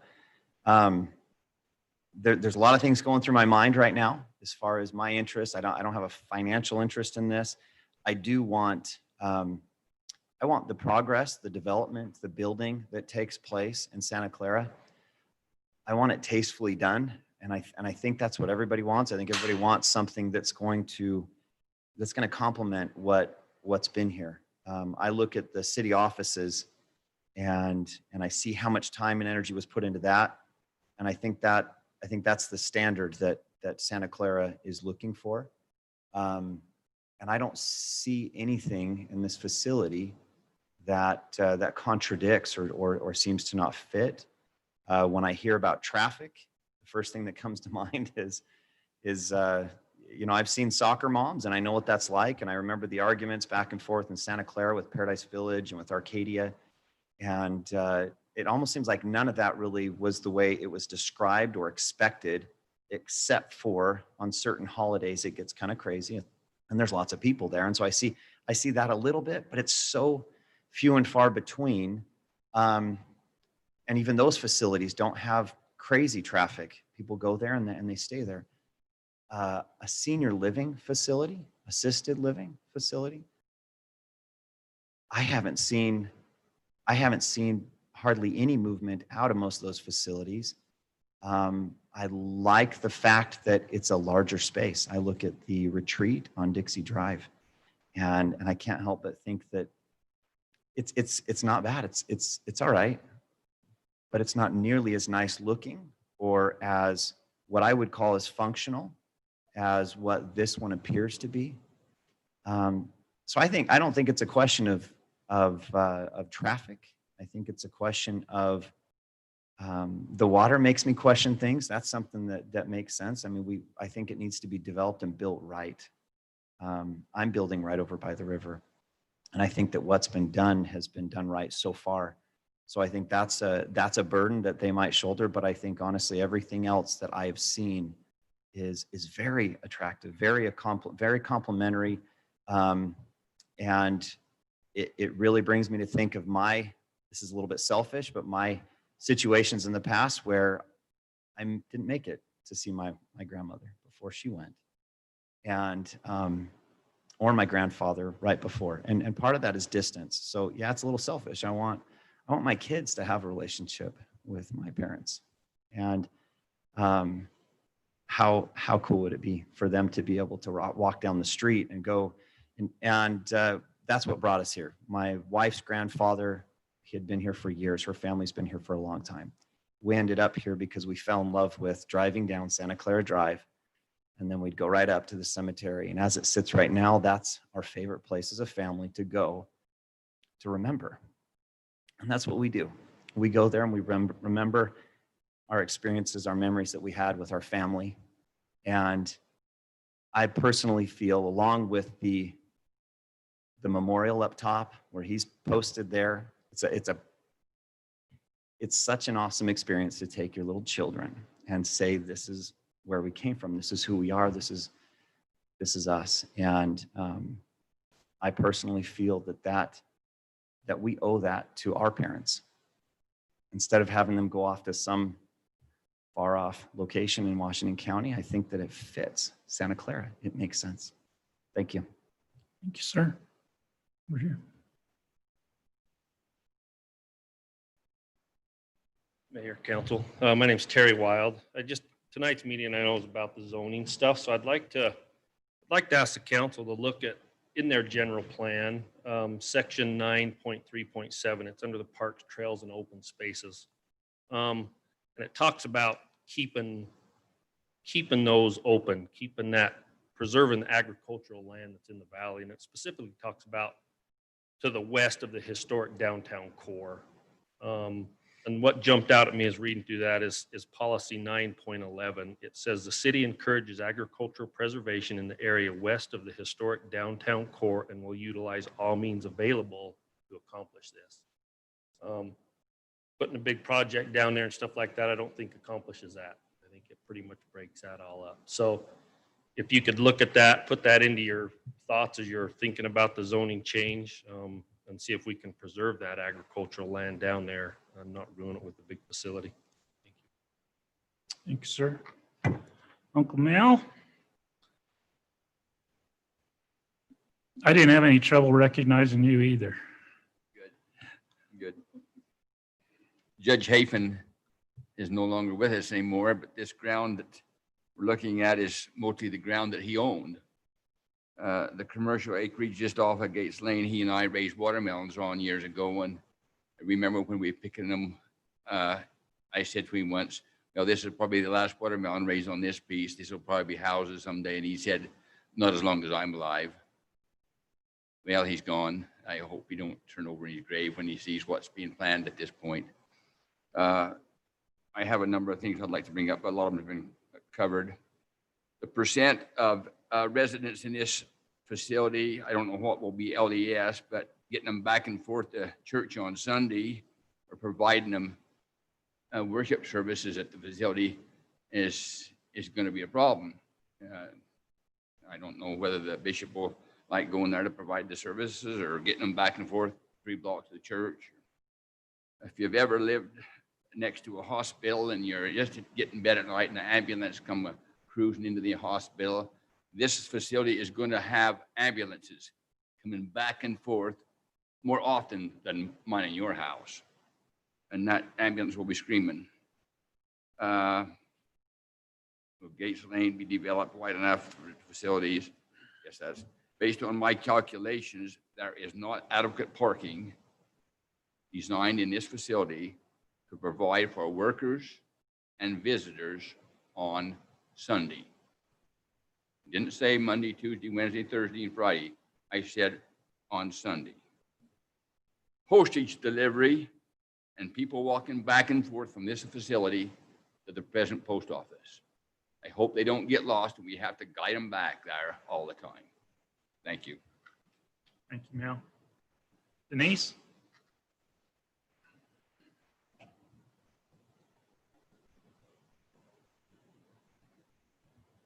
My name is Denise Webster. I live at 1485 Chapel Street. Just to preface, when I heard about this, I had a lot of questions come to my mind. So I basically wrote down my list of questions. Some of them have in part been answered already tonight. So I will be able to glaze over those. Some of them are actually questions for you that hopefully you will write down so that we can make sure we get answers to that maybe haven't been answered yet. And, you know, maybe some of them are, you know, the answer and you want to answer it really quickly for me. The first question and they're really kind of random. They're not like in an organized fashion because these were just tumbling out of my head. And my first question was, is the Santa Clara Valley the very best location for this type of development? Several people have mentioned that, you know, is it in line with the current plan? Personally, I don't feel a big business is appropriate in the middle of a residential neighborhood. In spite of all of the slides that were showing a business like this in a residential neighborhood, there wasn't one I saw on there that had a historical district and a bunch of pioneer homes surrounding it. And I think that is really one of the main issues here. This gentleman mentioned driving down a tree-lined street and the quaint homes. And when you bring something like this in, it completely changes the context and what we are. We're no longer that quaint little family town. So that was one of the first questions I have. Is this fitting for the historic district? Under the general plan, section 2.1, I won't read the whole thing, but the very end of it says that there's guidelines to make sure that the new development in various areas of the city is consistent with existing character and the vision of our residents. And I think you're hearing from a lot of the residents that live here and live right there for what their vision for the city is. And even for those people driving down the tree-lined street, what their vision is. My next question is, does this builder or developer live in this area where it affects their home value and the traffic flow? Or does anybody on the planning commission or the city council live in this area? We've been accused of the not in my backyard, that we're just doing this because it's in our backyard. And so that's one of the reasons why I was asking this question, because sometimes if you live in an area, it's okay because it's not bothering you. Another question, did the buyer purchase this land knowing exactly what the zoning is and is now trying to change it? Does this developer have a history of doing this? Will the number of apartments be more than the number of houses that surround it? This would change the context of what the town is, meaning a small hometown family with residences to an assisted living and a vacation rental town. For your information, there are 9 homes in the Sycamores with 2 under construction. There are 45 homes in the Hills, and there are approximately 25 homes from Gates Lane to Quail Street. That is approximately, 70 homes or so, 70, 80. What they're suggesting is at least 120. So just the residences in this facility would way outweigh the number of homes that are living right there, which again brings issues of traffic. Another question is the voice of the citizens that live in this area truly being heard? Are they all for it? Where is the data to show who is for and who is against it? Have you taken a specific poll of the residences in the affected area, maybe like in a 4-block area or radius? 3 years ago, hundreds of voices requested no vacation rentals, and their names delivered in a book were conveniently set aside and not even looked at. Do the city council members represent the voice of the people or the voice of the developer? Did we vote you in to represent us? And so that, are you our voice? Are you the people that we come to tell you how we would like you to vote on our behalf? Or do you vote with the developers or the people who, a developer perhaps who doesn't even live here? And that was one of my concerns, because a few years ago, the city council gave everything to one developer, even though the majority of the citizens that they represented were opposed to it. And so my question was, how does one person who doesn't live here have so much more say than the hundreds of residents that do, and that voted for these people to be their voice against this kind of stuff? How come they can come in and buy up all of this property and then try to change who we are to benefit their pockets? And why is their one voice so much more important than ours? Number 8, can the citizens vote for this? Could we vote on it? Number 9, this one has been answered. Does the general plan have to be changed to allow this to happen? Obviously, I learned tonight, that's why we are here.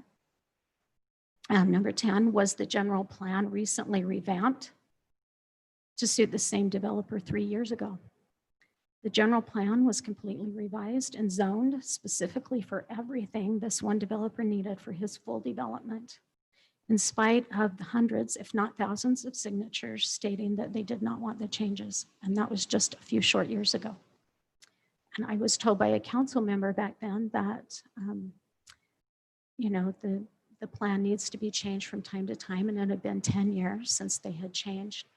But it's been 2 or 3 years, and now we're trying to change it all again. Number 11, will any of the property of the families or residents be taken or modified to accommodate this project? Farron answered that question for me, realizing that a lot of the property is his. And so if he's not going to sell it, does somebody just condemn it and take it from him? And is that legal and morally correct? Number 12, does Santa Clara have to look like every town that is sold out and is now full of businesses, traffic, and large buildings? Can't we remain the quiet, quaint bedroom community? What is the general plan of the goal of our town, and who decides that? Section 2.1 of the general plan says, as the city continues to grow and develop, it is important that these characteristics that make Santa Clara attractive and appealing are preserved. There are important guidelines to make sure that the new developments in various areas of the city are consistent, again, with the existing character and the vision of the residents. Question 13 is this agriculture land? He referenced that as well. I also had both of those policies written in section 9.3.7 and section 9.11, that the city encourages agriculture preservation west of the historic downtown core and will utilize all means available to accomplish this. I believe this is exactly that place. Number 14, will rezoning this open the Pandora's box for more giant multi-unit housing that we can't turn down because it would be discrimination towards one developer versus any others coming in, leaving us with huge apartment buildings. Again, Section 2.7 says we will preserve and protect sensitive lands in Santa Clara. And development should avoid or mitigate impacts on sensitive land. 15, can we please just leave residential and put in more affordable lots for families to continue, for people to continue to come home? Every one of my kids would love a lot in Santa Clara, and none of them can afford it. And they all want to live here. What we would love is just to have some really nice lots that families could build on. We've talked about the traffic. They estimated 288 trips. I think a lot of people have made reference to that, and how that number is actually probably a very low number, considering that there are 120 units and that there are going to be quite a few workers that will be going in. So one of my other questions going along with that is, do we really need one more assisted living facility in the St. George area? And where is the data that shows this? The retreat that has been mentioned quite often over here has 64 rooms. They have 50 employees, which have about 20 to 25 in the daytime that are coming and going. They have roughly 30 visitors a day. They have 16 covered parking areas and maybe about 30 other parking areas. If you calculate how many employees are coming and how many parking spots are left, you can realize that there's not enough parking there, and the employees there really struggle because there's not enough parking even for them to come in. Ironically, they are building a brand new facility, a 300-room assisted living facility just down the road from the current retreat here. So again, I asked, do we really need one more right here in this very area? Across the way, there's another brand new facility called the Ovation going in on the exit leaving Hurricane. It is a 150 unit facility, a 4-story building with 90 assisted living, a 3-story building with 60 memory care and 25 villas. This one's under construction right now, and it's brand new. So there's quite a few of these already in town. Do rescue vehicles have more than one access, and how many times will a rescue vehicle be needing to go in and out? 19, is this decision based on money or income it would bring to the city? When a decision is based on money, according to scripture, it clouds our judgment. So if money were not an issue, would this still be something you would put in? And lastly, the times being what there are, would this community benefit more from the ability to grow crops and feed families than have a large business that won't benefit or feed any of us for it to be here? And lastly, are there other locations where this could go? I got online, I got on Google Maps, and I found several areas, even within Santa Clara, that another facility could be put in. There's a lot of open lots down Country Lane. And going towards our old farm, there's plenty of acreage down there. It's also residential, so I'm assuming that if they wanted it changed here, they could change it for there out of residential. But I think one of the most beautiful places is right next to Harmon's. It has the most spectacular view. If I could build a home there, I would, but I don't want to be next to a grocery store. And the most breathtaking views of Snow Canyon and Pine Valley. And I think what a beautiful place that would be for these people to enjoy the beauty of nature. So those are some of the questions that I have. I'm hoping that maybe you guys have a few more of those answers for me and can help us process this. Obviously, we realize that this will change the community. Anything that goes in the downtown valley changes this community. We are landlocked. We have the South Hills, we have the North Hills, and we have a narrow strip of land. And we really do want to preserve the historical family tree-lined feel that this is. So thank you. Thank you.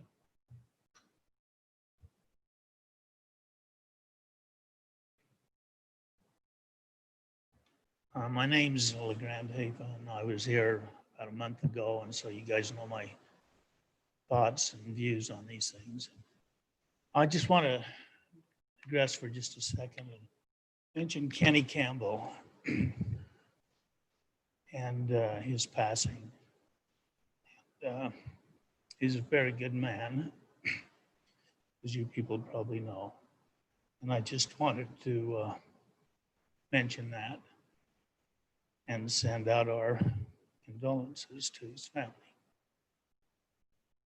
I don't know why I get so dang emotional on things, but I'm not going to go over the traffic and access and all of that's been covered pretty well.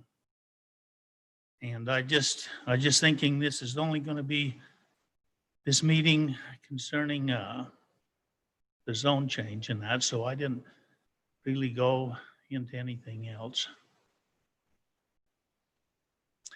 I just have one comment here, a question on the master plan.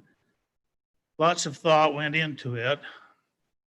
Does it just get tossed aside because a developer sees a way to make more money off his land? And, you know, people have got into different sections of the master plan. I think that's been covered. So I just had one other thought, and that's about a representative democracy. What does it mean? Well, you probably all have your ideas, but a democracy is what the majority of the people want to happen. And the representative represents these people's views. There are people, I don't want to sound negative, but there are people who don't even want to go to these meetings anymore because, as Denise mentioned a few years ago, we had one petition that had 92% of the Valley residents against a project, and yet the project passed. And some of these people said that they weren't ever going to come back anymore. And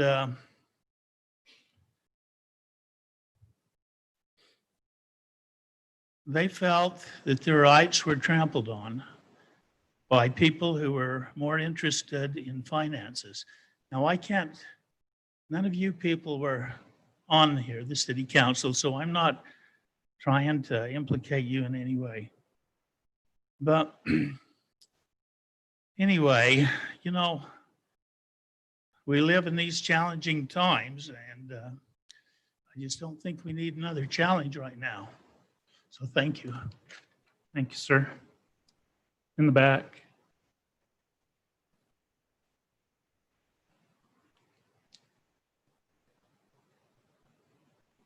Hello, I'm Ron DeLellis. I live at 3199 Santa Clara Drive, and we also own, with my wife, Wolf Wellness Center. Public speaking terrifies me, so disregard the shaking, but I really feel there's some important things I want to address here. There's a personal interest. I mean, it's right in our backyard, literally in our backyard, 10 feet from our fence. We bought in the historic district 3 years ago, 1932 house by the Gubler family. We met Art Gubler, who grew up there.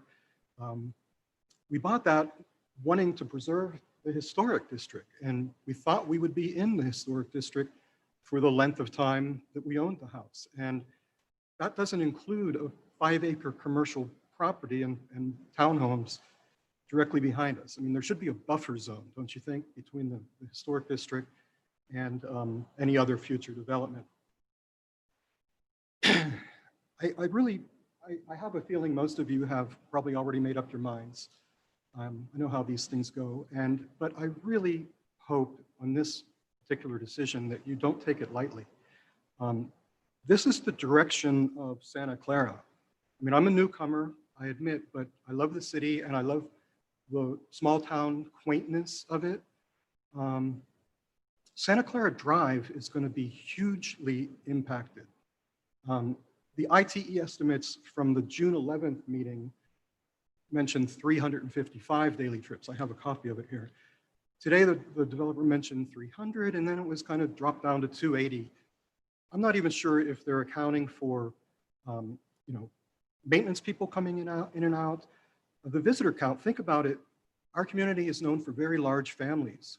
There's children, grandchildren, there's great-grandchildren who would be of driving age that would be coming to visit their loved ones, their grandfather, grandmother, probably on a daily basis. So I think even this particular assisted living facility will have higher numbers than what's projected, largely because of the size of the families. And it's a very family-oriented area. Some places, New York City, people forget about their grandparents and what have you. But here, I think it's going to be a lot more visitors. And what you have to keep in mind is that this might as well be on Santa Clara Drive because, yes, Quail and Gates Lane, but every single person in and out, visitor, employee, everyone is going to come in from Santa Clara Drive. There's no way to avoid that. So Santa Clara Drive is going to see a huge increase in traffic. I really think you should think that through because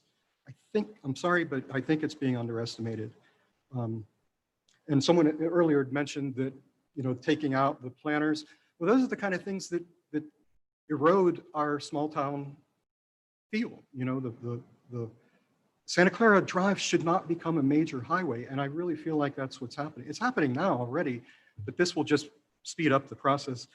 And as other people have mentioned as well, this will impact where the city goes from here. So do we want to be a quaint small town feel, or do we want to be commercial developed? And just throwing this out here, something that would be a real benefit to the community. Imagine a beautiful city park, a river walk, boardwalk, trailheads, maybe bike trails, maybe a baseball field. That's the kind of thing, an arboretum that would benefit the community, use that land wisely. And if it floods, it floods, but you don't have hundreds of people needing to be evacuated. And it will flood. It will flood again. I mean, we may not see it, our grandkids may not see it, but there'll be assisted living people that are directly impacted by a future flood. And yeah, I understand the city's made improvements, but the right storm comes along, there needs to be an evacuation plan. I mentioned this to Kyle at the last meeting. There has to be a plan if it happens, when it happens. Is that the city that comes in with the firemen, policemen? Where are these 120 plus people going to go? Where, if they can't live in their homes for several weeks before the water's cleaned up, where do they go? Who gets them there? And what about people who, are injured and die? And, I'm not trying to be dramatic, but it's something that needs to be considered. This location does not suit it well at all. One other point, and I know a lot of people have addressed all of this in the past, but I feel it's important to say.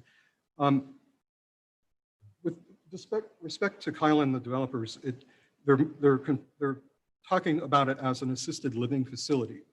But I think the real project is an assisted living facility and 50 townhomes. And think about that. I mean, that's 50 townhomes, 1 or 2 people, maybe 3. I don't know how large they'll be, probably a room for a small family. But I think that's being overlooked, that the fact it's kind of just snuck in there. And 10 of them are going to be directly behind us, overlooking our property, overlooking our training yard. I'm concerned. We have some barking dogs during the day. It's nothing out of control, but I'm concerned that future residents will come in and we may start to be harassed because of that. So I think that covers everything.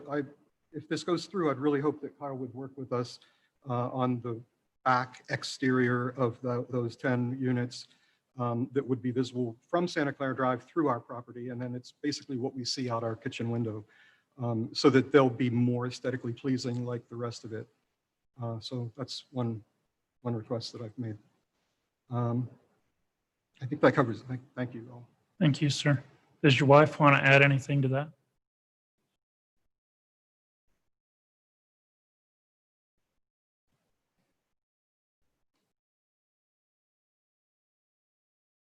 Good evening, everyone. My name's Anita DeLellis. I live at 3199 Santa Clara Drive. Also the co-owner of Wolf Center. most things have been covered. We're all probably getting tired, so I'll just be brief. This is from a more personal standpoint and point of view. We bought this beautiful little home. We've put our heart and soul, and not to mention quite a lot of income into it. Santa Clara Drive, when you drive down Santa Clara Drive at Christmas time, it looks like a little Norman Rockwell town. It's beautiful. We want to share that beauty with everybody that wants to come here. I'm not naive enough to think that Santa Clara is going to always stay tiny and small the way it is today. I understand that people are coming in from out of town. They're bringing their families. They want this to be, they came here because they wanted it to be the type of town that it is now. If we start adding this change to the master plan, that change to the master plan, we tweak it enough times, we change it enough times, and that town that people have come here to live and enjoy their years with their families, their relatives, won't be that town anymore. We take away the heritage that the Gooplers, the Hafens, brought to this town, brought to this area. And I think that many families will be extremely impacted, maybe not today, maybe not tomorrow, but definitely down the road. We give a little bit now, we lose that heritage down the road.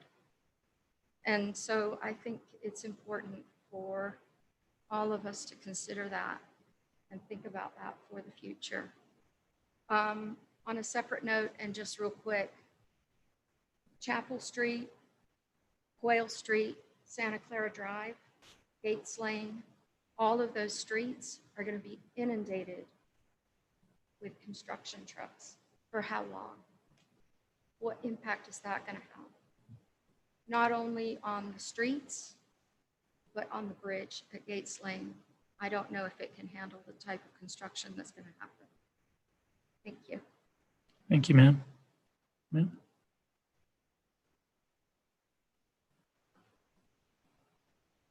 Thank you. My name is Shelby Palmer, 1515 Boomers Loop East in the Hills.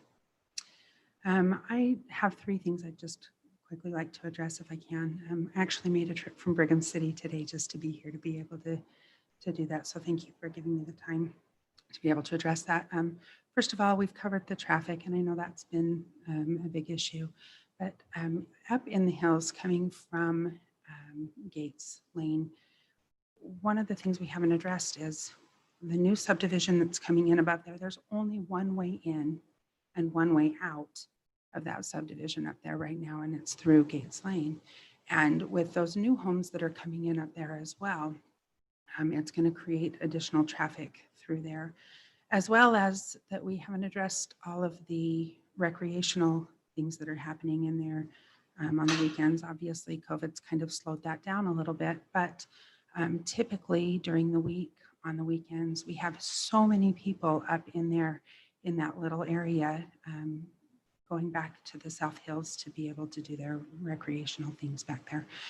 So that does create quite a bit of traffic up in there for us that are coming and going. Secondly, as a real estate broker and agent for over 25 years, that dates me a little, as an agent and broker for quite some time, I would be concerned as a homeowner within the Sycamores. Those homes are beautiful, beautiful homes, $1 million homes, and they're going to be overlooking an assisted living facility. And though it's a beautiful facility and what's proposed is beautiful, it will affect their values. I've seen it many times, not specifically from an assisted living facility, but from the zoning change, from what it had been to where it's going, it will affect their home values. Finally, the thing that I feel has maybe been swept aside a little bit is that piece on the corner, changing that to commercial. We spoke about this in the last meeting that we'd had here, and there's no designation for what will happen there other than that it would be zoned commercial. And that opens that up for a Maverick, for something large there to be able to increase additional traffic right there on that corner, coming into Gates Lane and back again into the hills to our only in egress and ingress from our property up in there. So my concern, as much as the assisted living facility, because, you know, none of us, we are all people who feel, we are all people who can understand, and we love the emotion that goes into understanding that this is where we need to have our parents and our families. My parents are getting to that point right now as well. And that is not the point, I think, here. The point is the location of it. With opening that corner to a commercial for some future use that we have no idea what it's going to be, but it's going to be a future commercial use. We've opened that to a potential, you know, large Maverick type store, which I think is definitely going to hurt our values. It's going to hurt our traffic. It's going to hurt that small town feel. And again, those people in the Sycamores, I would be so angry if that was what was to come in there. So anyway, thank you again for your time. I appreciate your consideration. Thank you, ma'am. Is there, you waiting to talk up here? Anybody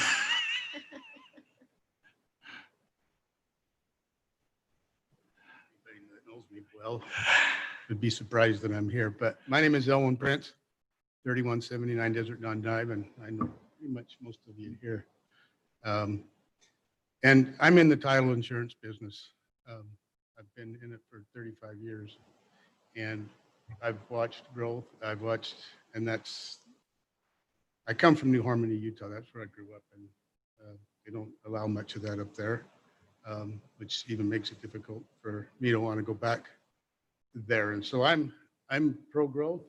I do realize that you know, it affects people, and they move into areas with certain ideas, and yet I understand that change is needed. And I had a mother who was in an assisted living, and I had to drive quite a while each week to visit her, but I was grateful to have that facility available for her.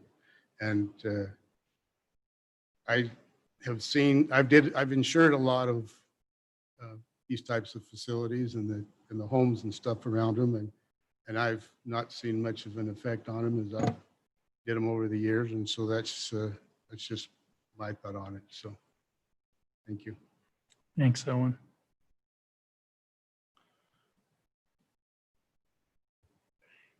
Fireman Levitt, did you get called out the other day? Yes, my pager did go off. My name's Greg Levitt. I live at 1388 Quell Street. Try not to add too much, but I do agree with what Hafens have talked about. My dad, Farron Levitt, Denise, all of them. I do agree with everything they've said, and I won't go into all that. But I do have a couple of concerns. One, I guess, first of all, an investor in somewhere in Arizona, who knows where, Prescott, wherever, it doesn't matter. I sit in here that he has 4 generations and he cares about this time. That's great. I have 6, my kids are the 6th generation on Quell Street. There's probably another street in Santa Clara that has that much history. I know when I walk out my front door, I do not want to see the backside of an assisted living center, a brick wall. I don't want the traffic. I know eventually they will have street lights on Gates Street and Chapel to match the bridges. That's a given. I also know I've worked, as I said, I've been a firefighter, EMT for 25 plus years. I do not need the traffic. I know about every shortcut in both Ivins and Santa Clara to get there the quickest. I also know if there's a point between 2 street lights and that's the only street there, I'm going to take the short street that avoids the light. It's natural. We will have increase. I do not want a street going all the way through in front of my house. As an EMT and firefighter for Santa Clara for 25 years, I'm not trying there. I do know what the city's going to get out of it. You guys are going to collect about $1,200 to $1,500 for every ambulance call that goes to that care center. May not have thought about it. That's your income to the city. I'm not here, I don't want any more calls. I love a good call, good fire, good structure, a good trauma. Yes, it gets my adrenaline going. I get excited. A good day now is when I can go to work and not have to go on a call. I spend more time in these facilities than probably a lot of these people. I really don't see any good point of having a assisted living, dementia unit. I don't care if it's a drug rehab. We don't need that in Santa Clara. And I hope you guys will vote for what the people here. I also agree that whatever I say here is not going to matter. I've been involved in this the same way everybody else is talking about. We've had standing room in this room here and the other room, and nobody could care less. So yes, I do have an opinion that nobody listens and are going to do what they want. I will tell you, you'll have my vote if you vote what the people want. And I hope you'll look at it for the long term. I also know Washington's got 6, 7 big units, 3 stories high, probably hundreds to thousands of elderly homes going in off of exit 13. We don't need to become like that. I hope you'll just think about it. I agree.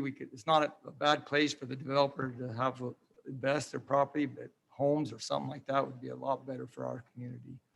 Not just for the short term, but for the long term. And I just hope you consider this. Thanks. Thanks, Greg.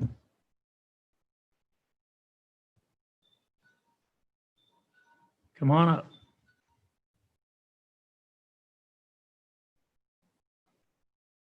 Kobe Taylor, 2354 Leda Lane, Santa Clara.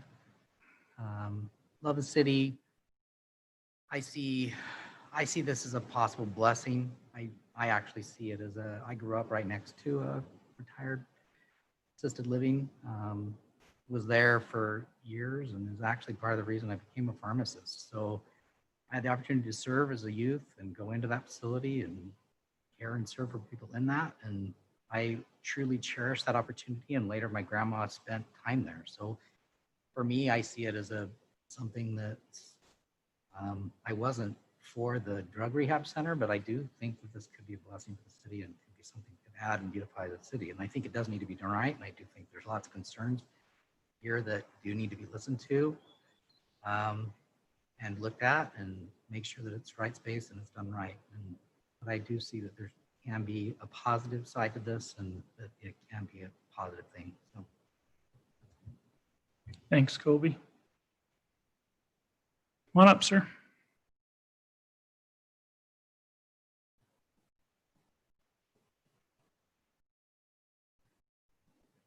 My name is Neil Evans. I live at 3233 Santa Clara Drive. From my property, I can see Kyle Hafen's house. I can see the South Hills. Now, we had a town hall meeting not too long ago, and I asked Mr. Hafen here if he was going to put up his own wall when he builds this. You know what he told me? No, he's going to use my wall. What kind of a project developer develops a property and don't put in their own wall? That's what I want to know. First of all. Second of all, how did this get changed? The floodplain get changed. That was floodplain right up to that wall, 3233. Now, who changed that? Was that the Army Corps of Engineers? Did you guys grease their palms or what happened there? You can't put a 6-foot road and expect that flood not to come through there. It will come. So, Mr. Hafen here said he wants to be a good steward of the property of the land. Well, so far he hasn't done any of that. And I would expect a developer who's going to propose to be a good steward of any land that he does that prior to building anything else. I need you to calm down just a little bit. Take a breath. There'll be no direct insults or comments made against individuals in here. We're here to hear your comments, but I need you to please control your voice. Take a breath, relax, please. Thank you. Okay. I just want to make sure that when this does happen, because it sounds like to me that it will, that you consider that you have a floodplain. My property sits on a hill. Where's that water going to go when it rains? Is that going anywhere? Is that going to be my problem? Because that's going to put me in a basin down there with nowhere for that water to go.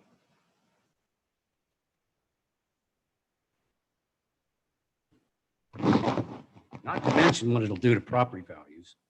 And did we even get around to talking about townhomes? I think one other person brought it up. How come that hasn't been addressed in this topic of this convalescent home or this assisted living home? Why didn't anybody bring that up? Is that going to get slid in the back door? How's that going to work?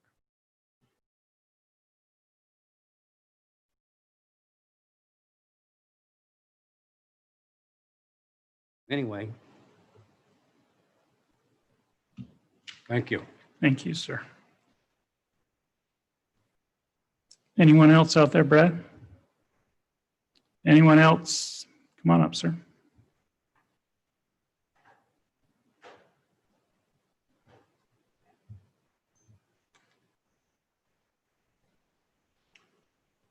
My name is Ed Coombs. I live on 3309 Hamlin. I agree with much of what's been talked about by Levitt, Mel Taylor, and Googlers. I just don't see how this is on brand for the historic district. Everyone talks about how we love the historic district. People move here to the sycamore line trees, a way of life. And it seems like every time we have these meetings, historic district gets thrown out of the bus and a little bit more gets shaved off until there's not going to be anything left. So I'm dumbfounded about how this is even happening. I mean, I get that this is private property. Let it just stay where it is. Let him sell off 12 units. That's not near the impact. Like, you know, if you're going to have 120 people there and staff, what are they going to deal with the garbage problems, cafeteria waste, medical waste, light hitting that, sun hitting that in the heat of the summer? I would not want to live anywhere near that place. Within a block of it, you're going to smell it. I am also dumbfounded about them building in the floodplain. Like it's just a matter of when and what resources are going to have to go down to fix that. I hope that you folks will reconsider it, let it stay the historic district and not try to cobble it together into some other kind of creature that it never should be. Thank you. Thank you, sir. Anyone else? Oh, you got to raise your hand. Come on. Justin Kaplan, 1454 Boys Pond Circle down in South Hills. When I first heard about the project and looked it up and got the documents, I think it looks kind of like a cool idea. I'm not necessarily opposed to it. As long as some of the details are worked out, as long as some of the access points was concerning to me because it said primary access through Gates Lane and it didn't mention anywhere else. And I've heard talk about Quail Street and Chapel Street. After I've gone to the meetings and listened to Planning Commission and the City Council, and I appreciate the City Council actually holding a public hearing on it and encouraging the developer to have a meeting with the public, because I know that that's what a lot of us felt. There's no voice, there's no real opportunity for that. So thank you for doing that. But after hearing some of the neighbors that are more close to that, because I'll drive past that every day, but it doesn't really affect me. Again, I think it's not necessarily a bad idea. For the people who are living right there, who have been there for a long time, as I've driven down Quail Street to even see, I don't think that should be opened up for this kind of development that's going to have 300 trips per day. The concerns that the Levitts and Hafens and others have expressed there, I think are legitimate and should be listened to. With the, I guess, other concerns that were brought up by Denise and some of the others who have been here who are more impacted by it, I think that those should be listened to, and that it shouldn't just be the city, you know, the general plan should mean something and not just change it anytime that there's a proposal that may fit. I think it does fit, but it shouldn't just be an automatic approval. And I think that those who are most impacted by it should be, not that they should just be rubber stamped either, but they should be adhered to and listened to and really given weight. So although personally, I don't oppose it, I don't mind the project, I think that the city should probably vote it down and not amend the project. Now, the one that I do feel strongly about is the corner, the 1.97 or whatever acres it is on the corner of Gates and Santa Clara. Right now, without a proposal of what's going to happen, I think opening it up and changing the general plan to commercial right now would be not a good idea. I think that maybe should be considered when there's a specific proposal, kind of like we've got a specific proposal for the assisted living. that should be denied even if anything else is passed, and hold off on that until some future date when somebody has a specific plan of what they'd like to do, or when Mr. Hafen, I think, owns the land, when he's got a specific proposal, so that we're not, like somebody else said, just putting in a Maverick or something that maybe wouldn't fit. I know the city would have to deal with that on the zoning request, but wouldn't want to open it up for that at this point. So thank you. Thank you, Justin. Okay, any others, Brad? Any others in this room? Okay, if there's no other public comment, I'll go ahead and close the public hearing. I'm going to give the applicant about 5 minutes to add any additional information if he wants to. If not, we'll go ahead and get going on the council discussion. Mayor, do you want the ones that came in public comments? Oh, yeah. How long is this going to take? There's If you want- 9. If you want to, do you wanted to edit to what was already been said, you probably have everything covered, but I think in sense appeal, making sure they feel they've been heard, we will read all of the comments that have been submitted to. Thank you. All right. First one comes from Glenn Madsen, 1249 Santa Clara Parkway. I want my voice heard in opposition to the proposed change of zoning from very low density to mixed use. This proposed assisted living and memory care facility assaults Santa Clara City and its residents on several fronts. One, traffic congestion and danger. I remember well the city meetings when the street concept was decided upon for Santa Clara Drive through town. The whole plan was for the tree planter boxes and narrow road to keep the small town feel of Santa Clara. There were several in opposition saying it would limit the commercial growth of the city and beyond, and the sentiment was we want to keep the small town feel at the expense of traffic growth. Pioneer Parkway was identified as the commuter and excess traffic road bypassing going through downtown Santa Clara. Why has that changed? This project would bring an excessive amount of traffic to the center of town on a road that was clearly and purposely kept small. Traffic problems will abound and create further tax burden on the citizenry to mitigate, not what our taxes are intended for. This type of facility should be placed on the Pioneer Parkway, which is already zoned for these types of uses. 2, safety. With the added burden of traffic comes not only congestion, but safety issues associated. Emergency vehicle traffic will increase on narrow roads with few opportunities to pull over. Police involvement for missing persons that always happen even under the best managed facilities. Our police are already overburdened. 3, general disruption to our city from traffic noise to overuse of infrastructures, even down to excessive lighting required of such facilities. 4, how quickly we forget about the flooding. It is beyond belief that the city of Santa Clara would even consider such a facility that is a known flood zone, not a suggested one, but a known one. Now fill this building with folks who are not ambulatory and you are really asking for a nightmare. Let's use common sense on this one, please. 5, increased tax burden on the citizens. Services and changes will inevitably come with such a project to an area designated for low density residential. The burden of this will be placed on the local citizens and is just not acceptable. Do we need these type of facilities in Santa Clara? Let's agree that if we do, then let's also agree that there are already locations planned for such uses. The Pioneer Parkway commercial areas are planned for such, and I find it outrageous that this proposed location is even being considered.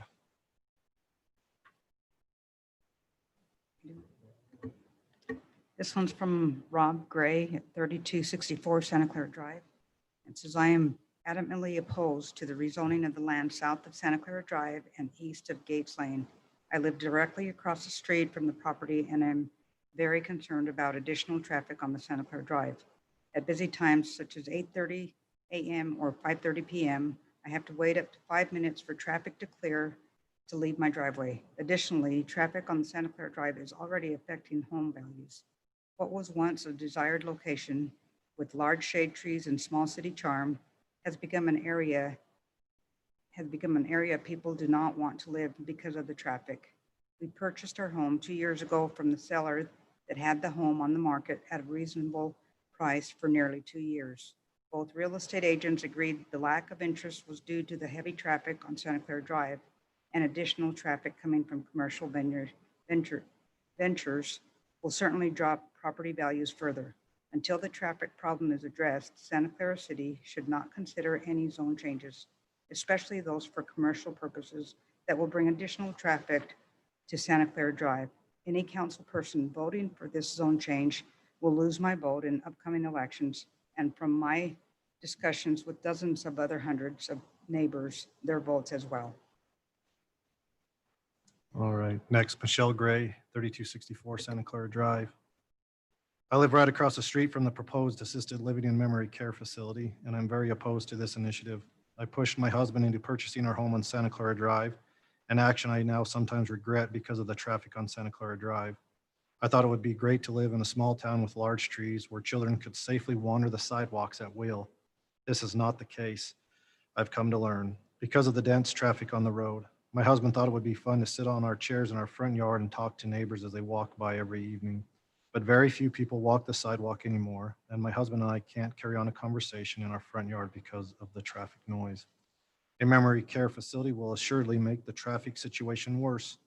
Furthermore, large commercial buildings will affect the views passerbys have of the wonderful river, foothills, and subdivisions, and will surely obscure the night sky with their lights. City planners of the past had a vision to separate commercial from residential, and the city should stick with their plan.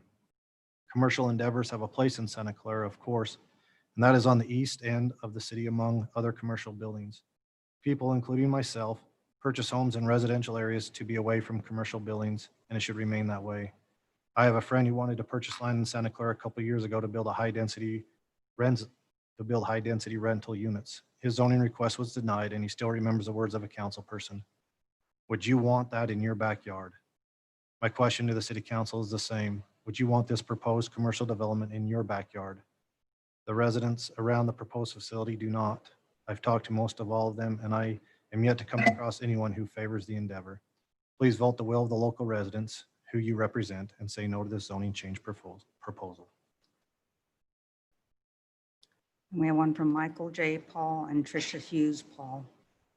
And they say a request to amend the city general plan land use map by changing the land use designation from very low residential to mixed use residential has absolutely no benefit in any way to anyone in the city of Santa Clara. As is usual, this is just a benefit to the builder who wants the zoning changed for a proposed major high-density construction project, a project that, by the way, just doesn't fit in this particular area of the city. Traffic is the major concern. Traffic has steadily increased on Santa Clara Drive due to the rampant building projects on both ends of our little old town. It just can't handle the additional project. There are no turn lanes in either direction, and there is not room for any. Backup traffic and rear-enders will increase dramatically. There are also major concerns with safety, noise, and facility infrastructure. This area benefits only by staying very low density housing and should not be changed for mixed use for what appears to benefit the contractor/builders. This proposal project has no logical benefit whatsoever. Bear with me, this one's a little bit longer. Larry Ogden, State PO Box 966. Thank you for the opportunity to present my concerns and participate in this forum, especially during the current pandemic. I attended the related Planning Commission public hearing held, I believe, on June 11th of this year. From that meeting, and possibly for this one, I have a few observations and a few concerns. One, your sound system periodically broke up. It would be helpful for those of us listening remotely if that would be corrected. It happened primarily, although not solely, when Corey was speaking. Two, Corey is an integral part of both of the Planning Commission and City Council meetings. He is a good man and conscientious worker. It appears he is tasked with reading all the comments, presenting the exhibits, plans, and slides, handling the tech issues and audio issues. possibly someone of the city council, also on the planning commission, could assist with some of the tech and audio issues for more efficient meetings and public hearings. Merely a suggestion. Additionally, possibly Corey's assistant, if she is comfortable, could read the written comments so he could be freed up to schedule and present the relevant documents, plans, exhibits, slides, etc. Again, only a suggestion. 3, traffic. This is a major concern to those of us who live along Santa Clara Drive, its side streets and tributaries, and also the South Hills. My wife and I have only been privileged to live in this wonderful community for 7.5 years. As to traffic, it was good when we first arrived and now is unacceptable for those who daily have to fight the increased traffic from new developments, residents of Ivans, increased construction equipment, 18-wheelers, dump trucks, tankers, and the list goes on. You and the Planning Commission have repeatedly heard this, and your go-to answer is essentially, we will have to live with it until the northern corridor and/or western corridor is completed. That answer was short-sighted 7 years ago and is totally unacceptable today. In fact, today, to be polite, it is at best shoddy and extremely shallow thinking. Admittedly, there is some strong language in this item 3 and following item 3.1. Rest assured, it is not intended to offend anyone individually. Regrettably, proactive planning and measures have not been taken by either the Planning Commission or the City Council, and the citizens have been unable thus far to obtain your collective attention to resolve the situation, which can and should be resolved. It is unconscionable to continue to burden and punish the citizens who live in the aforementioned flatlands and the South Hills by clogging up its major, in fact, sole artery of transportation, namely Santa Clara Drive. We only know approximately 350 people who reside in these areas and have to daily deal with the overcongested Santa Clara Drive. To date, we have not heard anyone who is in favor of your actions to live with it until the northern corridor is completed. Realizing the lengthy time it has taken UDOT, Washington County, and any other entity lifting the heavy oars to file the appropriate application for right-of-way to construct the northern corridor, the city council and the citizens of Santa Clara can reasonably anticipate that the permitting process to finalize this project and then commence construction is certainly not immediate and will probably take considerable additional time. 3.1, if you objectively determine now and in the future that you need to continue to burden the existing Santa Clara Drive, then the only reasonable course is to fix the limited infrastructure on Santa Clara Drive. To do otherwise is thoughtless and irresponsible action. Again, strong words, as unfortunately has been demonstrated the last few years. Conduct impartial studies and analysis and make the necessary course corrections. Various stop signs or more expensive stoplights seems unnecessary.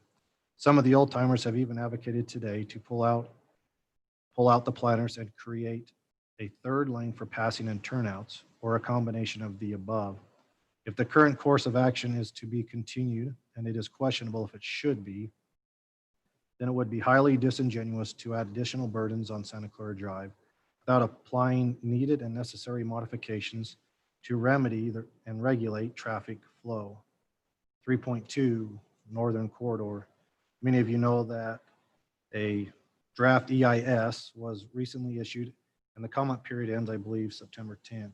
You may also know that there were recently 2 Zoom meetings for dissemination of information and healthy question and answer sessions. I'm not involved in this matter, but do know participating agencies, parties, interested parties, and related stakeholders, including the BLM and its resource management plan, Fish and Wildlife Service, UDOT, Washington County, state lands, private lands, the NCA, Red Cliffs National Conservation Area, an amended Habitat Conservation Plan, Red Cliffs Desert Reserve, potential ITP of the incident take permits, desert tortoise and endangered species, potential inclusion of Zone 6, approximately 6,800 acres of lands, include plans currently primarily used for recreational purposes, various sporting groups, and numerous environmental groups. 3.3, why the language in 3.2, during the last 2 decades, I've heard much more from NEPA involvement than I apparently don't have the rest of his statement did not print out. It cut off at his signature. So.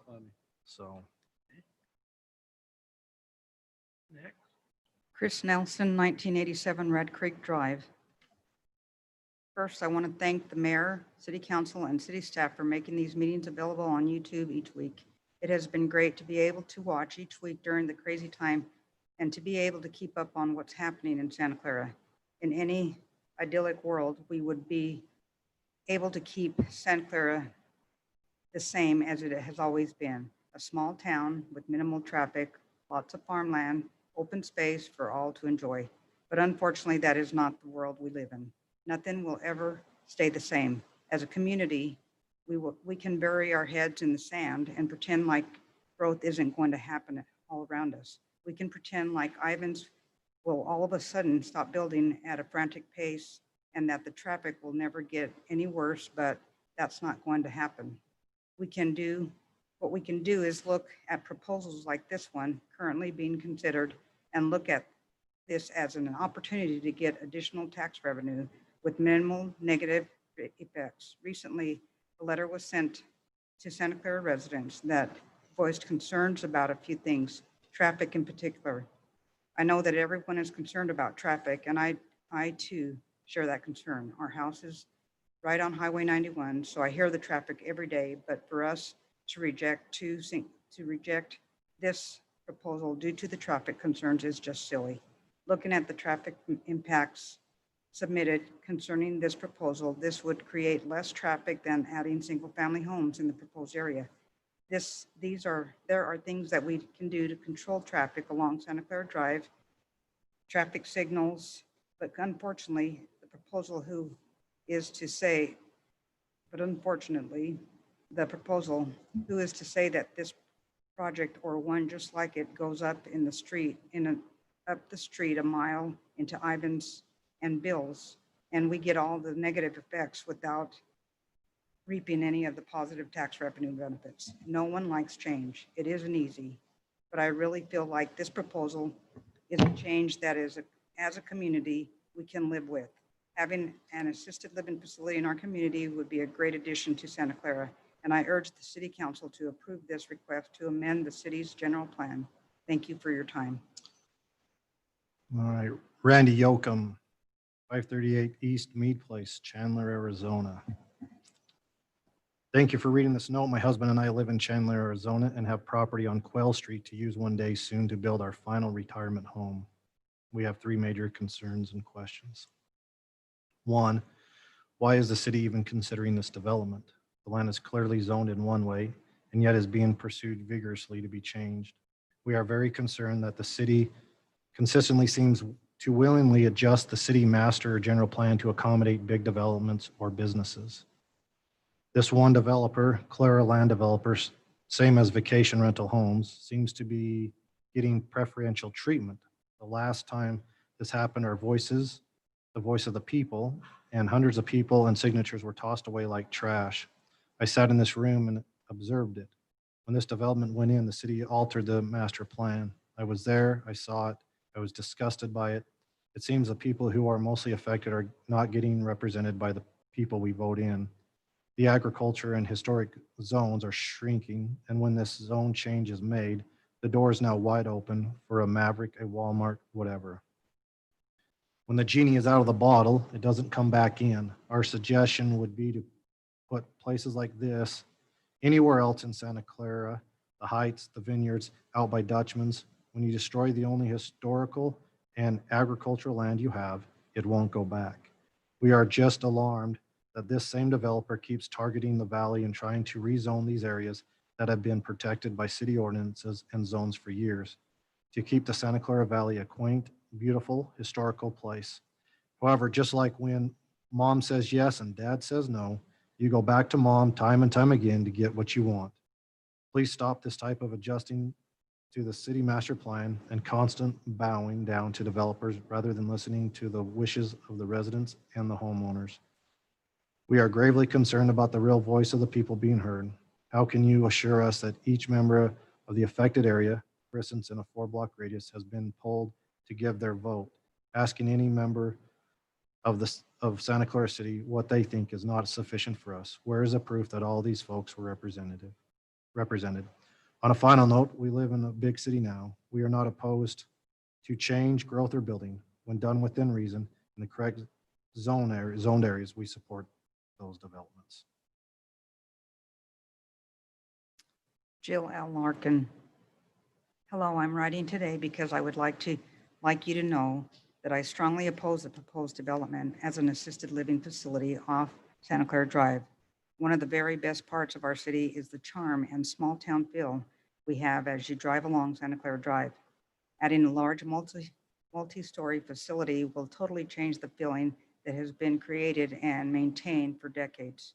Traffic increases is a major concern. The road is currently quite busy, and as already approved developments go in, the Edge and Black Desert, to name a few, will already be pushing the limits of what that street can handle. Adding this facility seems short-sighted and imprudent. It will drastically change the safety of the street, which is so unfortunate for the many families living there. We can't keep approving every project that gets proposed, even if they are moneymakers. Eventually, we're going to lose everything that Santa Clara is about. We are a community, as a community need to take a stand and draw the line somewhere. Too many changes are already happening and approved. We need to slow down and commit to keeping Santa Clara the charming town that it is, that our children have the opportunity to enjoy living here as much as we have. Thank you for your time and consideration. Concerned citizen, Jill Larkin. Thomas McCormack on Sycamore Drive. I'd like to object to a zone change to the lot referred to on item 2 of the June 22nd agenda. Overdevelopment on this site would bring numerous detrimental impacts to the land opposite in the Sycamore lots at a time when real estate prices are already strained. It will certainly impact the completion of the currently vacant lots sitting within the Sycamore community.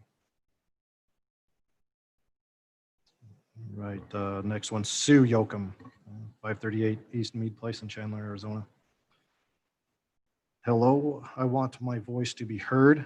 I have been sitting on a YouTube channel watching a Zoom and our mayor and you council members on Zoom. We truly have no voice. I propose that all decisions surrounding this development be stopped until COVID restrictions allow for in-person meetings. This is no way to run a city and a decision of this magnitude. There is no way my voice or the voice of those who want to be heard, pro or con, can be heard. The developer has their stage, and there are then a handful of people in the main room, others who are in the building, but many of us have no voice because it's being streamed without our being able to question, clarify, or comment in real time. This form is not conducive to this. It is highly feasible for our mayor and council to have hundreds of people on Zoom, have them all muted, which you all can control, and then allow for actual interaction, just as in-person meeting would. However, you do not do or offer that. It is very clearly delineated that only mayor and council members are on Zoom. This is ludicrous. You cannot think this is fair to the townspeople. I strongly encourage you to make the best decision for the voice of the people you represent. To table this until post-COVID restrictions, they are discussing more accesses, roads, and getting huge road plans adjusted, which impacts the entire city. You have many people who are scared of COVID and will not want to be present. Again, not fair or just. As I am watching this, there are many questions and clarifications I have for the developer, and there is no way to ask these. No forum for clarification for those who are not on site. It's just plain and simple wrong on all levels. Thank you, Sue Yoakum. I think that's all we have. That's all. That's it. Okay. Now we'll close the public hearing portion of the meeting and give the developer just a few minutes for any rebuttal or final presentation if he desires. And we'll turn it to the council for discussion. Thank you. As developers, as planners, And, you know, we appreciate the comments of the general public. We really do think and try to make decisions that are going to be impactful. We always try to present a plan that we think is going to be of benefit. And we can appreciate that everybody has different opinions and different views of what they want and think Santa Clara needs to be and should be. Ironically, a lot of the comments and a lot of the concerns and a lot of the opinions of wanting to keep Santa Clara small and quaint, we can disagree on how that happens. When Kimball and Anthony first spoke to us about an assisted living facility, naively, I thought it would be, everybody would love it.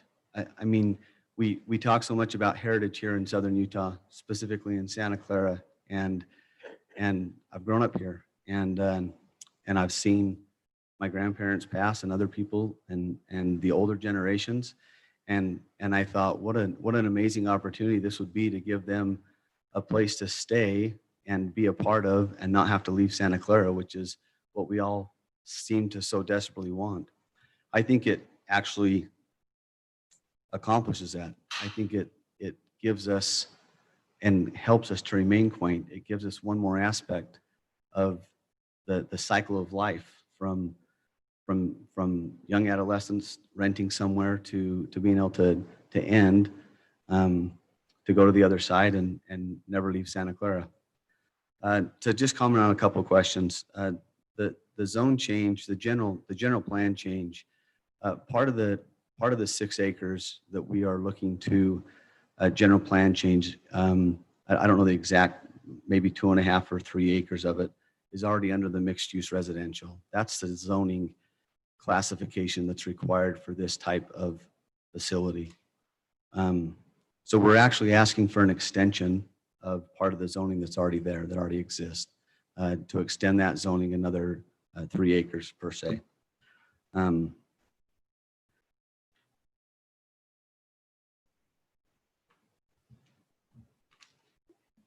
With regards to the traffic, it's been addressed a lot.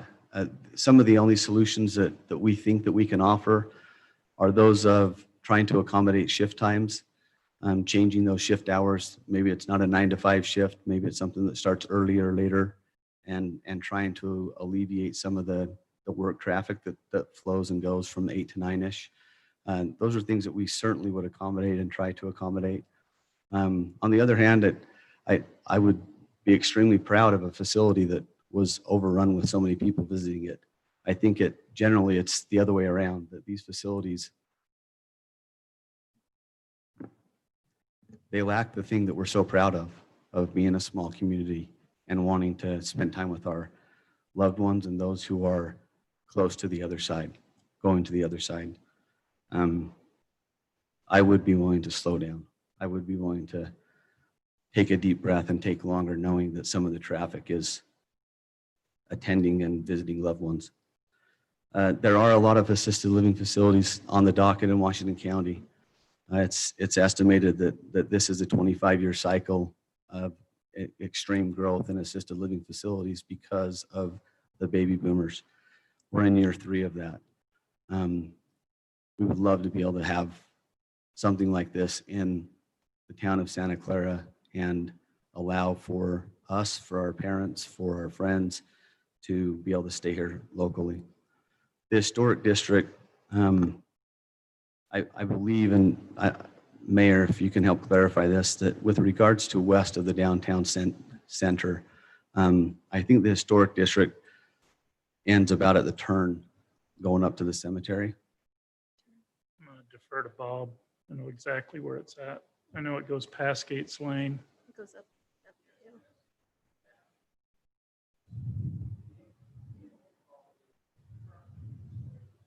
Use the mic, Bob, please. The only property out of their project that's currently within the historic district is that a half-acre piece that has the proposed 10 independent living units on. It's a half acre. Am I saying that right? Yeah, it is. A half acre right behind the Wolf wellness center. That's right correct. behind the residents' home.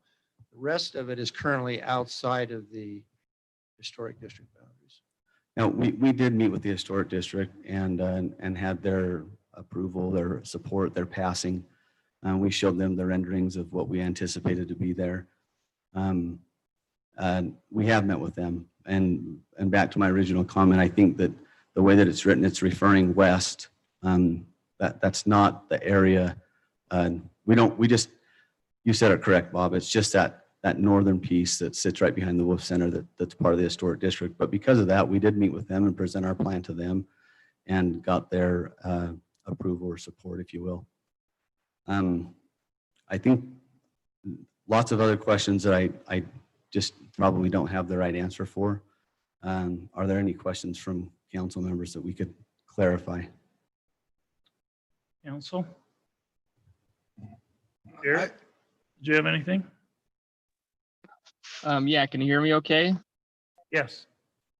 Okay, I'm just curious if the developer has considered how this would impact the property taxes of everyone in Santa Clara. Like if we're increasing the density on this site, and that, are they going to be, increase the amount of property taxes available for the city to provide services for everyone else compared to what the homes would be there? That might be a net benefit to everyone in Santa Clara besides the other benefits they're stating, but I haven't been able to get a good answer on that. And I know it depends if those homes end up being second homes and you don't get the discount on your property taxes. But just if the developer has any answer to that, I know there's other benefits possibly of more tourism or something, but I'm just talking about the actual bottom line on property taxes and the differences that the city and the residents will see, so that maybe you don't have to raise property taxes in the future. That's a great question. I don't know the exact answer to that. I think part of that answer would be not just based on, yeah, please. This is Kimball Rogers. Need to speak into the mic, Kimball. Excuse me. This is Kimball Rogers. And I was posed with this question at the town hall. And so I looked into it. I wasn't comfortable with the answer that I gave then. I wanted to back it up with facts. Excuse me. I called an appraiser, a local appraiser that's been in your community for a long time, and asked him this question: what effect will a senior living project have on the values and on the taxes of the properties around it? What he told me was, he used Sienna Hills as an example. He says, that's got residential all around it. He knows those numbers because he's been working over there. There's no negative effect, because he's not going to quantify it and say that there's a 10% increase in values or something like that. He said he will say that there is no negative effect on values on a project like this, because it's rated residential just like the homes are rated residential.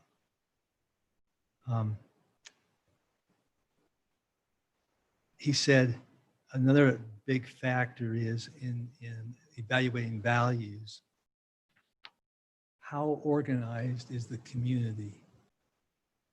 And communities where a planned unit area, like a senior project is at, will not hurt, but will help the values, at least maintain and possibly do better. That's the bottom line of what he said. Thank you, Kimball. Jarrett, any other questions? Okay, thank you. Council, any questions for the applicant? I have one question. I'm not sure how this would affect, not Brad, but Kyle. I've been called worse. It was mentioned in a couple of the people that spoke today that possibly this is not the best location for an assisted living in Santa Clara, that maybe the applicants might consider up around the Harmon area where you have Pioneer Parkway and a better better traffic situation. Has that been even considered? Yeah, it has. In fact, originally, they had entertained a parcel up in that specific area. But after spending time here to do a site location visit on that parcel, just in passing, we just showed them some of the other projects that we were working on.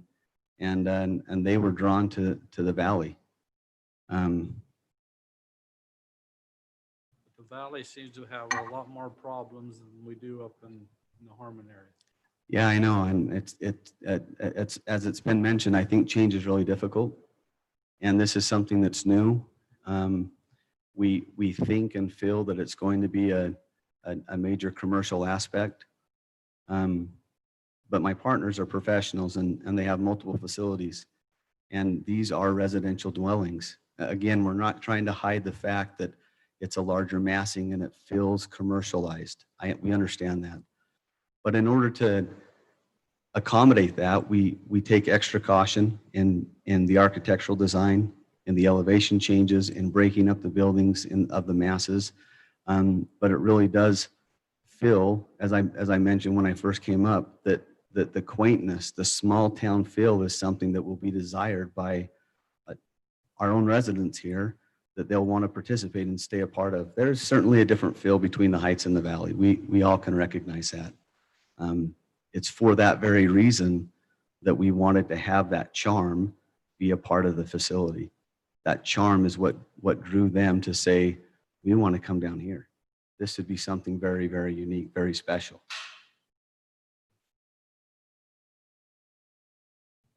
Any other questions, council? I have one regarding the mixed-use residential on the general plan. Because it's come up a couple of times where it's been pointed out that about 2.5 acres, maybe half of this, maybe more than this, already falls into that. And yet, I'm looking at the map that you provided. Sure. It shows the mixed use. If you look at it, I mean, it shows it highlighted there. And then I've got the general plan in front of me, which also shows it. Am I missing something? Is there area in that I'm missing? Because if I'm looking at that, half of that's already in the piece that you're asking to zone commercial on the corner, which isn't part of the 5.97 acres. Right. And this came up in the last meeting, and so I started looking at it, and I be thinking, oh, we were taking half the property, and that was already had that overlay on it. But looking at the map and the general plan, am I missing something? Because it's not 2 acres. And if I'm doing the math, just sketching here, it's not a lot of the property that's in. Again, it's not. You don't have meets and bounds and survey points on that. It's a cloud that we put on this. And so, but I've got both maps up, looking at the map here, and I guess you had said it's 2.5, maybe 3 acres of that is already in that. Where are you getting that off the map here? So the way that I'm looking at that is in its entirety with the commercial corner, if you will, and the 6 acres for the assisted living facility. Of those 8 acres, 2.5 acres are zone mixed use residential. So to answer your question, Ben, Councilman Shakespeare, and we're sliding the mixed use residential over and adding an additional 2.5, 3 acres to make that complete, so to speak. So my math could be wrong. The concept is we're adding, whatever that is. I don't know exactly. And you bring up a really good point, because the general plan, you start with the general plan, and I participated in a lot of those meetings back in 17, 18, 19 as they kind of did a revision.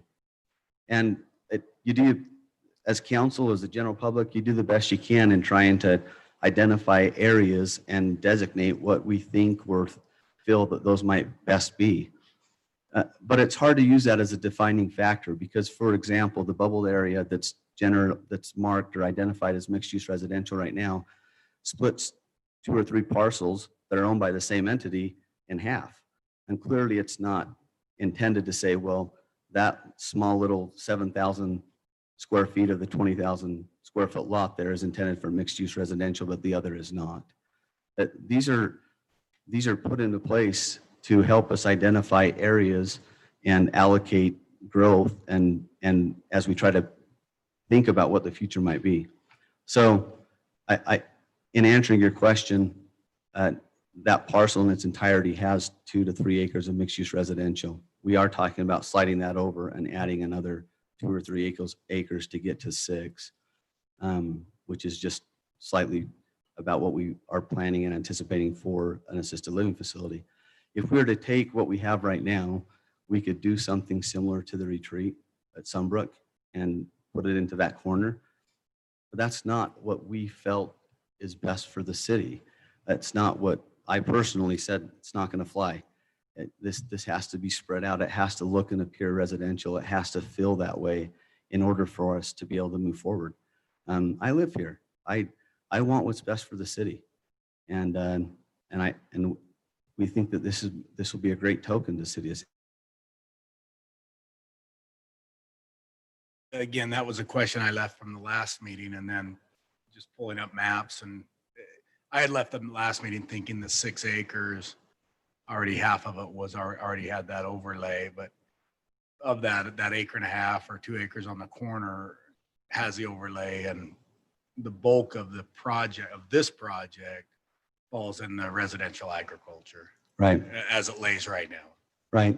And I know there's been questions about how do you transition from a residential parcel, from Quail Street, or, you know, from Gates Lane, or from the back of these homes that our property backs up to. And as we mentioned in the slideshow, you know, there's really good ways to do that. There's really good ways with landscape, with trees, with vegetation, to create those buffer zones and make that transition more smooth. There's going to be perhaps some sort of commercial, you know, or other residential or other types of building going on, you know, on Benelli. And I think that an assisted living facility is a really good transitional piece because it's residential. As its use, it's residential.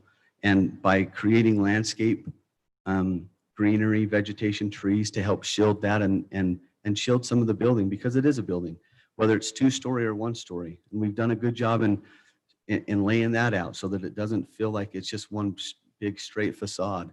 Those are ways in which you can put an assisted living facility, a senior living campus, in the middle of a residential area and have it fit.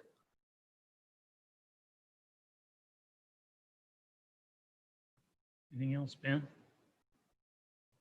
I think that was my main question for the developer. Lena, anything? None for Kyle. Benny? I have no questions. I have a comment.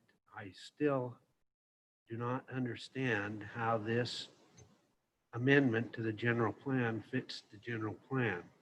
To me, to change from RA, which is a 1/2 acre lot, to 20 units per acre makes no sense. It doesn't fit the general plan. No matter what I read, Bob, it doesn't fit the general plan. And to me, I don't think we ought to be changing the zone and creating down in the valley all this high density when between the river and Santa Clara Drive was always intended to be RA zone with 2 lots per acre. I think that this is not in the general feeling for me to be a beneficial benefit to the city of Santa Clara. I believe that we need to take our general plans. If we're going to amend those general plans, it ought to be through public hearings. I don't believe it ought to be done by developers making their choice. It ought to be done and reviewed with the citizenry before we make any kind of plan change like this. So no question for the applicant. Okay, thanks, Kyle. Thank you. Okay, council, you've heard from Denny on the discussion. Anyone else want to say anything? Can I ask a question of Sure. Jack? Absolutely. we talked a little bit about roadways, and I know this is getting into the weeds again, but it might impact the development. So the question is if they require double access, I'm sure. They would have it obviously off of Gates. The question is the road from Benelli that would continue over to the project at Quell. Farron voiced his issues with his property there. I know the city owns property there. Does that road go across the city property or does it go across Farron's property It would on the go- master transportation plan? The road would go through the portion of the city property. I don't know because it's not surveyed to see if there's enough room for 28 feet of asphalt on the city property that we purchased from Farron. That's a good question. It looks like there could be. I know Rick's looked at it, not specifically for this project, but when we purchased the property for the bridge, Rick, do you think there's enough area there to get half of a road through there, or at least 28 feet? Right now, the city purchased property that was just north of the dirt road. Correct. That's accessing through there. I haven't looked at it specifically to see if you could fit the city minimum street standard across without encroaching onto Farron. You could probably get 2 lanes of traffic through there without encroaching, but you wouldn't be able to facilitate the trail or or maybe not the full width. It's close, but I'm not sure. I can't say definitely.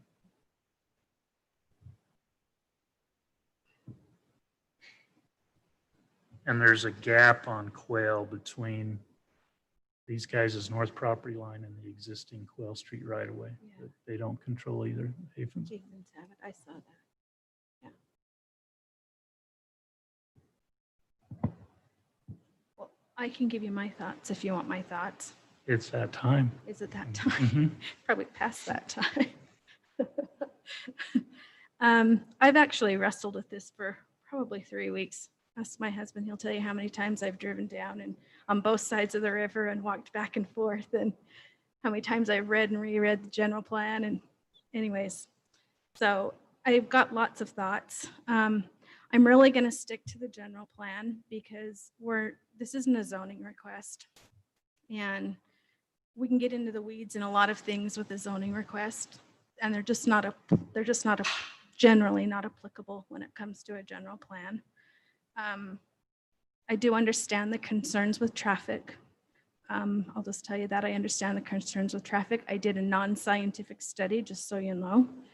I generally drive the Parkway because I live in the Heights. And I have purposefully, for the last 3 weeks, driven through Santa Clara Drive to work and home from work. Not because I wanted to congest the roads, but I wanted to see in my non-scientific study how many people followed me all the way from where the road drops off at the east end of town, all the way up to the top of the Heights, and then kept going into Ivans. Because I turn at the last turn onto the Parkway. And I would, based on my numbers, about 75% of those that followed me through town went all the way through town and did not turn off in town and went to Ivans. Now, it's a non-scientific study. I've only done it for 3 weeks, but just as a heads up, I don't think if, as it was stated, we put a moratorium on building, it's going to stop any of the traffic coming through town. There are 3 access roads into Ivans. 2 of the 3 come through Santa Clara, the Parkway and the Drive. And I drive both, mainly the Parkway, but it's congested as well. So anyways, there's my 2 cents on traffic. I wanted to reread the general plan because I think it's important that we listen to citizens, and a lot of those points were brought out today. And but I think that some of that, only parts of those points were brought out, and maybe I'm reading it differently. But there's in some of those sections, and Mr. Wild, you are exactly right when you talked about the saving of the agriculture in subsection 9. But it does note that it's west of the downtown core, which actually goes up the hillside. So it would be everything over like Swiss Village and Walters Ranch and everything on that west side. And I do think we need to preserve some of that agriculture. It's important. And I do think we need to keep our tree-lined streets and our historic nature. But there are some things that in our historic downtown core objective that I think are important to bring out. The first policy in there says to encourage sensitive future development that increases the variety of businesses and residential uses in ways that complement and protect our resources. Policy 4.3 says new mixed use or commercial development in the historic downtown core should spread out from existing commercial and mixed use areas to reduce strip development. It says all town core development should be pedestrian oriented. We should encourage infill development on the side streets and large back lots. And then it goes on in section 7 and it talks about housing. And actually this is discussed in 6 of the 9 sections in our general plan. And it says participants in the general plan process strongly supported an increase in housing diversity. And it goes on to say that right now, our older residents are prohibited from staying in Santa Clara as they age. Children and young families are prohibited from staying and returning to Santa Clara. And it says for people in different stages, we just don't have that. The objective, increase the variety of housing types with new neighborhoods to accommodate a wider range of life stage. When I read some of those things and I reread them from section to section to section, I take that to say that we want to keep our families here. We've done some of that with the townhome projects up in the Heights to try to give some lower entry-level income housing so that my children can stay here and maybe purchase one of those townhome type projects because they can't afford a residential home. Now we're looking at those on the back end. And we had my mother-in-law in assisted living center in St. George. She passed away in April. And we had to drive 25 minutes every time we wanted to go visit her to that facility. It's prohibitive to have to drive that all the time because you get stuck doing what you're doing in your own life and at your own home, and to carve out a 50-minute drive to go visit them is challenging. I think if we had this in our city, and I don't know if you all think it's the right place or not, I know there's lots that don't, but I think having a facility like this in our city will accentuate and give life and take care of those within our city that we want to keep by us.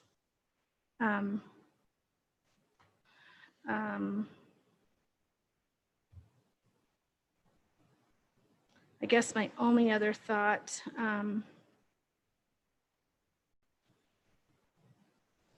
is just in making sure that if we keep the historic nature of downtown, that's critical. We talk about that in our general plan. That's one of the reasons I asked the question early on is to what will you see from Santa Clara Drive? Are you just going to see rooftops? There's a lot of trees that are in those homes. Sometimes those homes are 2 and 3 back before you ever get to where this property is located. So that was part of my concern. And then part of what I've done too is I did receive a lot of those comments by email and really thought about that. And then I also solicited and reached out to a number of people I knew that live in the valley in the community and asked them what they thought, particularly about a assisted living project coming in. Now I get that's a zoning thing. But the ones I talked to thought it was a good idea as well, but for the same reasons that they have elderly parents and want to have a place to be able to put them. And then I guess the last thing I would say, and this is related to zoning, by ordinance, our zoning only allows these types of facilities in a PD residential zone with a conditional use permit. So it really is dedicated as residential. It's not permitted as a commercial use. So if we look to put it up in an area like by my house where we have Dollar Tree and Harmon's and all those, it's not allowed. It can't go there because our zoning doesn't allow for it. That's my thoughts. Thank you, Lynn. Dan? Follow that. Sheesh. She's really good. So, well, I too have struggled with this because when I first heard of this, I thought, boy, downtown, what a great place to have elderly be able to walk from there along the river. Again, a lot of these you see in busy roads along large commercial places. My concern is, and I met with the developer out on the site and got a better idea of the site and the locations and that. And I expressed my concerns there. Coming through the size of the facility at 118,000 square feet, if it was to remain half-acre lots, you're looking at nearly 10,000 square feet per home on sheer size, and then obviously parking in that on top of that. So it is a large facility for the property. And my expression when we did the site was, we're taking a mixed-use residential where I do believe a facility like this in the downtown would be magnificent. I think the zoning's there. I think we do have a need for that, but we're pushing the majority, probably 80 or 90% of this facility into residential ag, and asking the question there is, where do we transition that? And I do get concerned going as we push further to the east. We get over to Farron's property and we get over to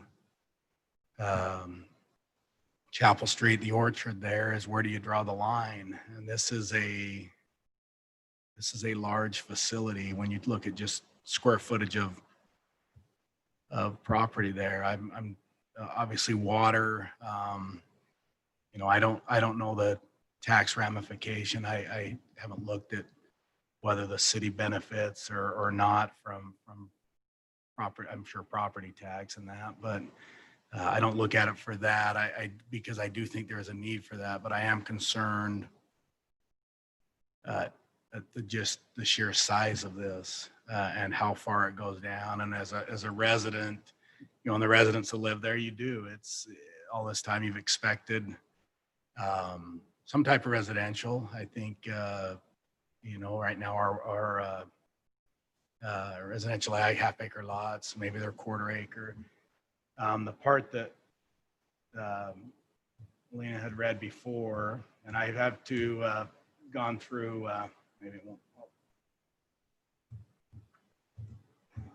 fix that, but right ahead of that, it reads, when it talks about a variety of residences and a broad range of residences, the paragraph before reads, encouraging mixed uses in new commercial development could allow developers to provide a wider variety of home types, such as apartments above the store, mother-in-law units above the garage.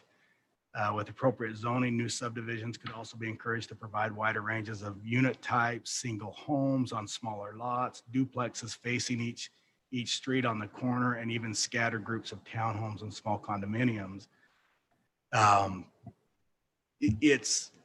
Again, I think as a city, we have a need for this. My concern is just the size and the property that it takes, and the property it's being built on. So traffic is, in hearing the numbers, based on the current zoning, probably doubles. I agree. I drive that.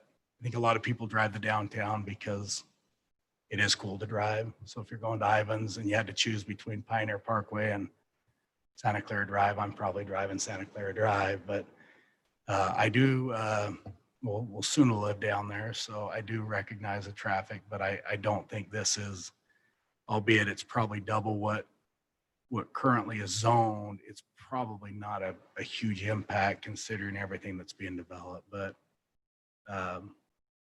just the size of the project and that, people need to understand residential can go 35 feet tall. So height and thing, even if this was a half acre, those homes could be 2-story, 35 feet tall. So, but they would be broke up and spread apart. So that's all I have, Mayor. Thanks, Ben. Jarrett? Speak up. All right, very good. Can I pull up my notes here? So I just wanted, I also have thought a lot about this and spoken to quite a few people and gotten lots of messages, and I feel like I've heard a lot of really reasonable people ask me to leave the general plan as it is. And I really feel like the general plan should mirror what the community wants. I do agree that something like this could be great in Santa Clara. And here I'm torn because a general plan change isn't always tied to a project. We do have the benefit this time to have a plan in front of us, but honestly, we could make this change tonight and the developers could decide, well, it's not really gonna work, and then something else could come in that could be totally different. So that's one kind of difficult area for me when citizens are asking me, just leave it the way it is. We like it the way it is. We bought our homes based off what it is. And I do agree with Ben that this is just a significant bump in density.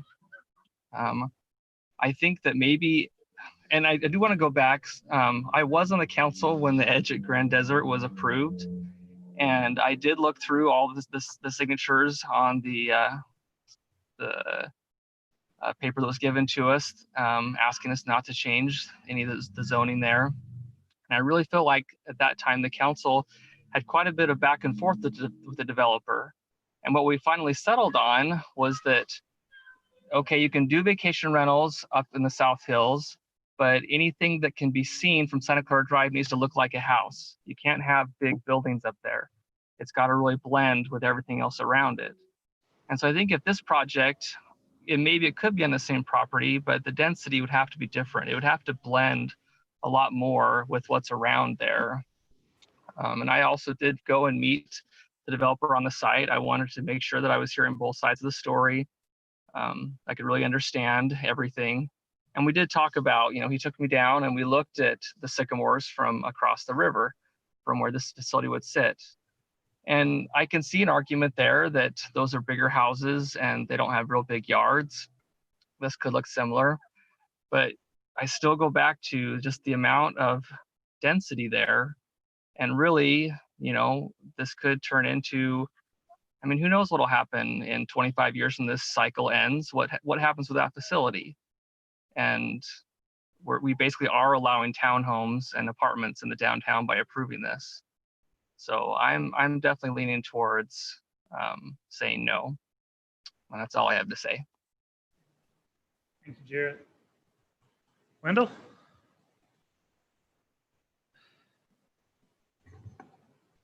I want to ask the question to the council, are we listening to the people? Tonight, we had 28 people speak to us. 24 of them said they don't want to have this in this particular area.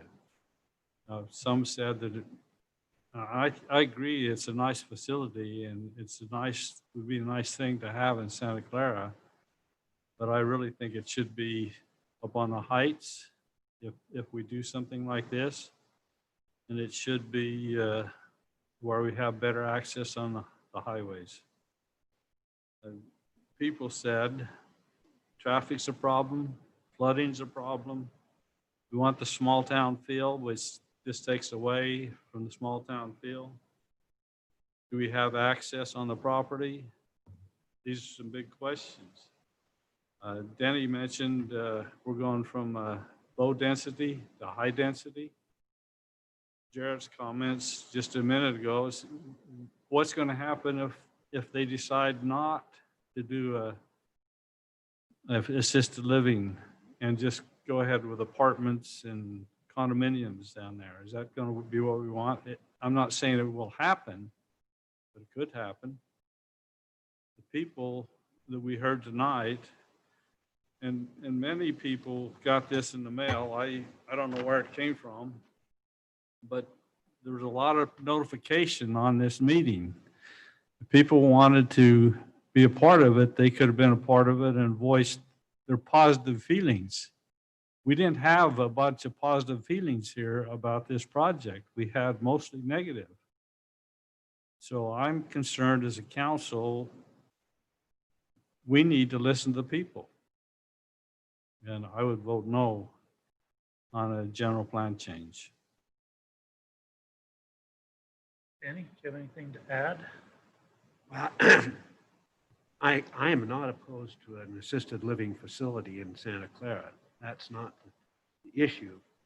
But to me, when people buy homes and live in an area that is generally planned for an RA2, and we change the density to 20 units versus 2 units, I think it's a tremendous burden on those that are living there to make those adjustments, which we as a city had generally planned for it to be 2 units per acre.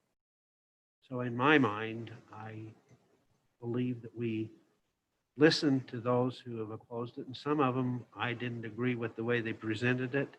But the fact of the matter is I think that changing from very low density to a very high density on the general plan is not conducive to making Santa Clara better.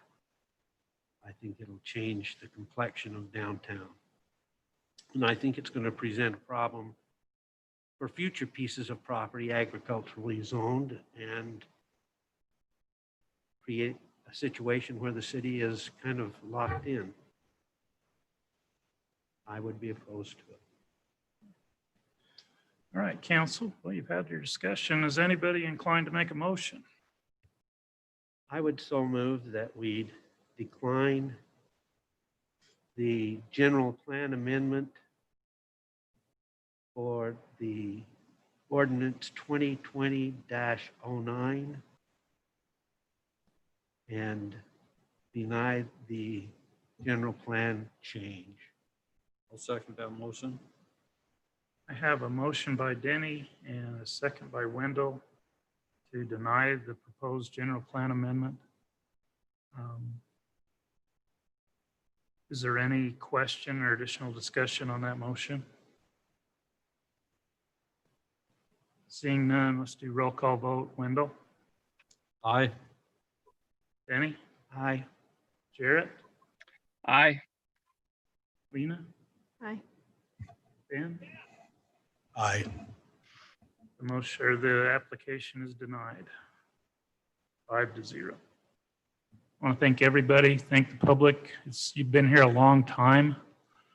Those seats don't usually get kept that warm that long, but you're always welcome to come back and come to all the meetings, and you're welcome to stay to the end of this one and really could break a record. But thank you. I appreciate your patience. I appreciate your thoughtfulness in the way you presented. So applicants, same with you. Appreciate that. Okay, we're going to the next item. Okay, we got another public hearing. You guys may want to stick around. It's for the park fee increase. Come on, LeGrand. This is the real reason you came. Okay, who's doing it? Bradley or Brock? Brad, I don't see Brad. I think you might be holding the door. Mr. Hayes has been our doorman.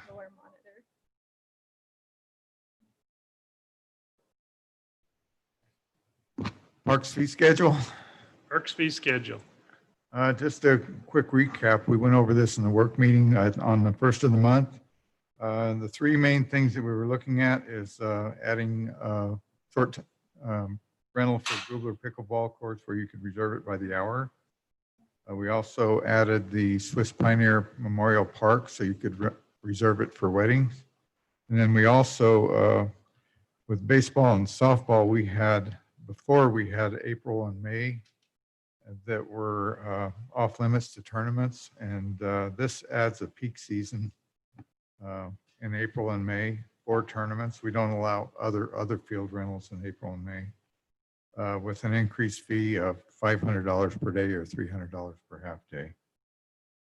Traditionally, before we did the moratorium on April and May, we would normally have 2 tournaments, one in May and one in April. But because of Little League and their concern about getting fields to practice at the time, we did the 2 months off. So we've added this option in here for the April and May for tournaments. And also we've increased the rates to be more in line with St. George and Washington City. During non-peak times, our rate is $350. Washington City is $350, St. George $400, and that's a full-blown support for a tournament. In other words, that includes everything but the outfield fences. So that's pretty much sums up what this is about, or what changes are on this. So are there any questions or? Any questions for the app or for Brad? Just congratulations on the way you handled the tournament, and that they did adhere to the requirements that we put in place. I thought that was great, and to me, this is a slam dunk. Okay, thank you. Especially they after did a a good. 4-hour public hearing. It's a no-brainer. Were you conditioning this on how that works?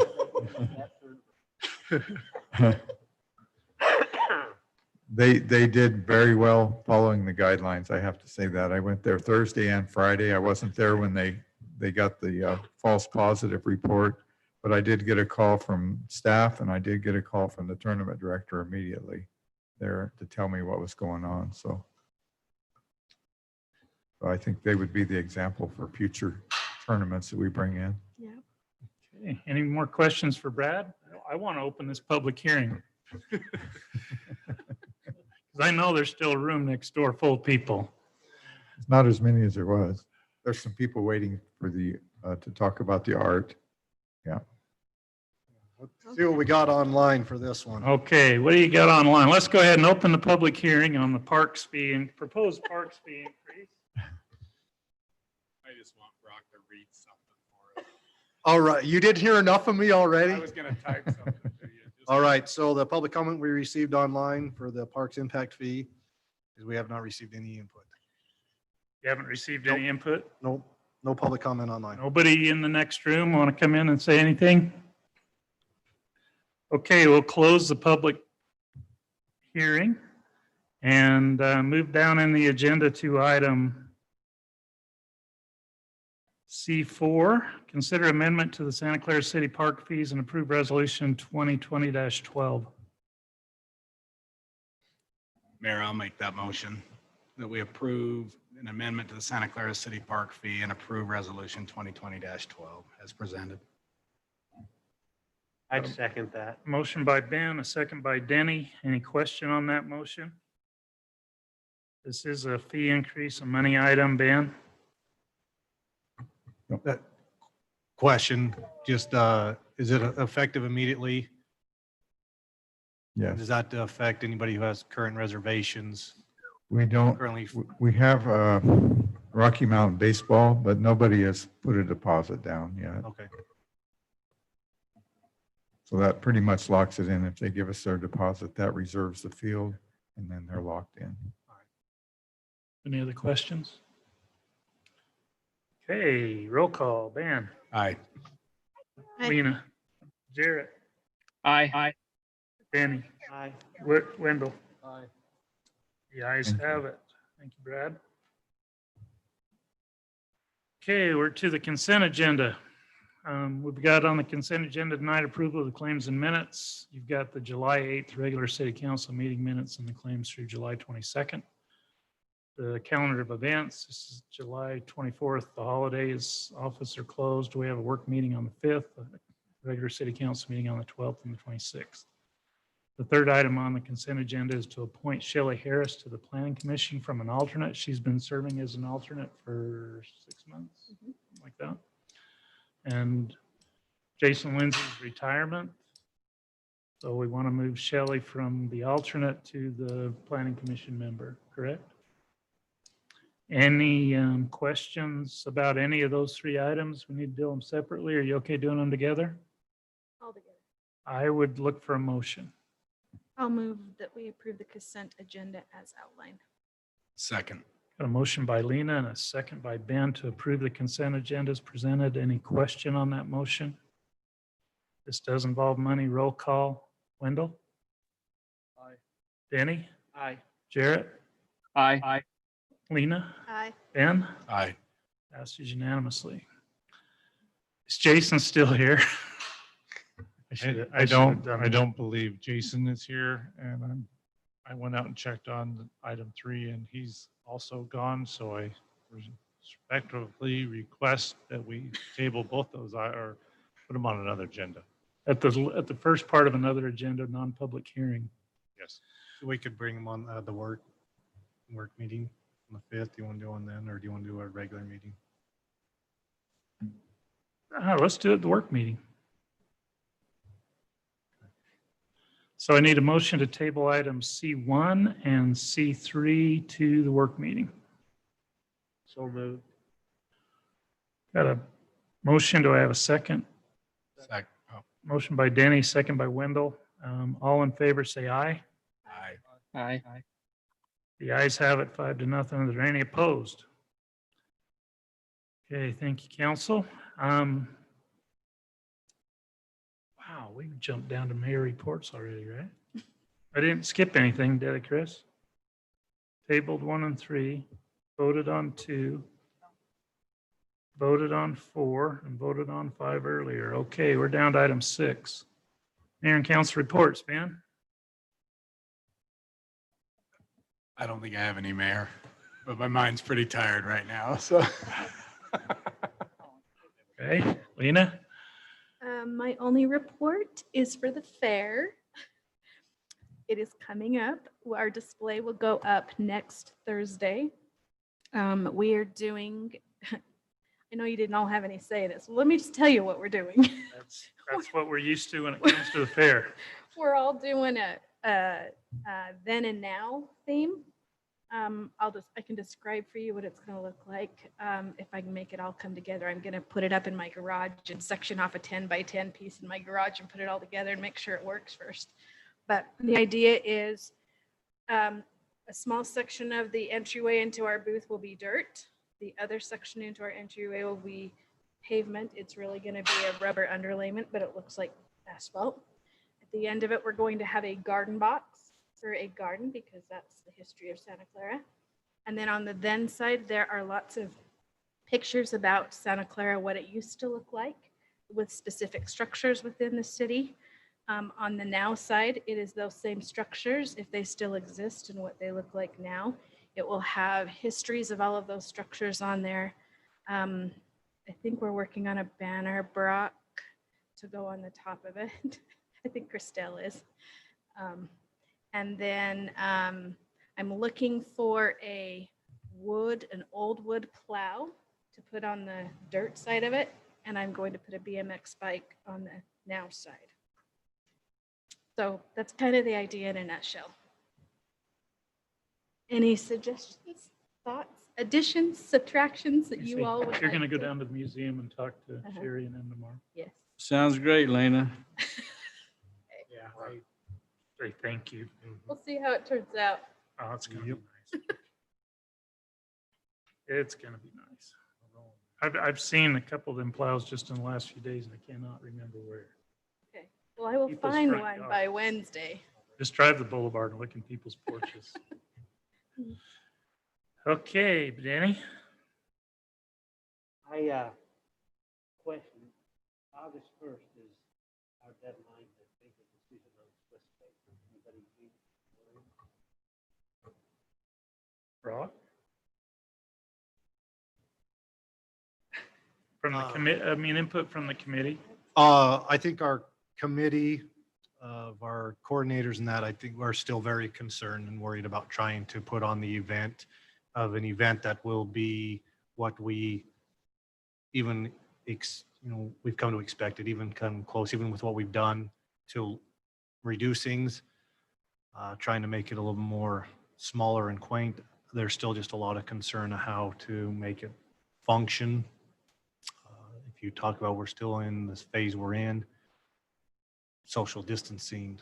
I mean, yeah. And so I think there's a lot of concerns about how to make it really function and be the event, the family event that we have come to enjoy of Swiss Days. You run the issues of social distancing on almost everything we do, from 5K to the parade, pancake breakfast, the entertainment. And so there's a lot of concerns. We've just, I think, have held off trying to hope that we might end up in a different phase and some things would happen. But, you know, I just don't, I think, like I said, I think it's going to be a difficult one to do any of those things and really have it be what we would like it to be.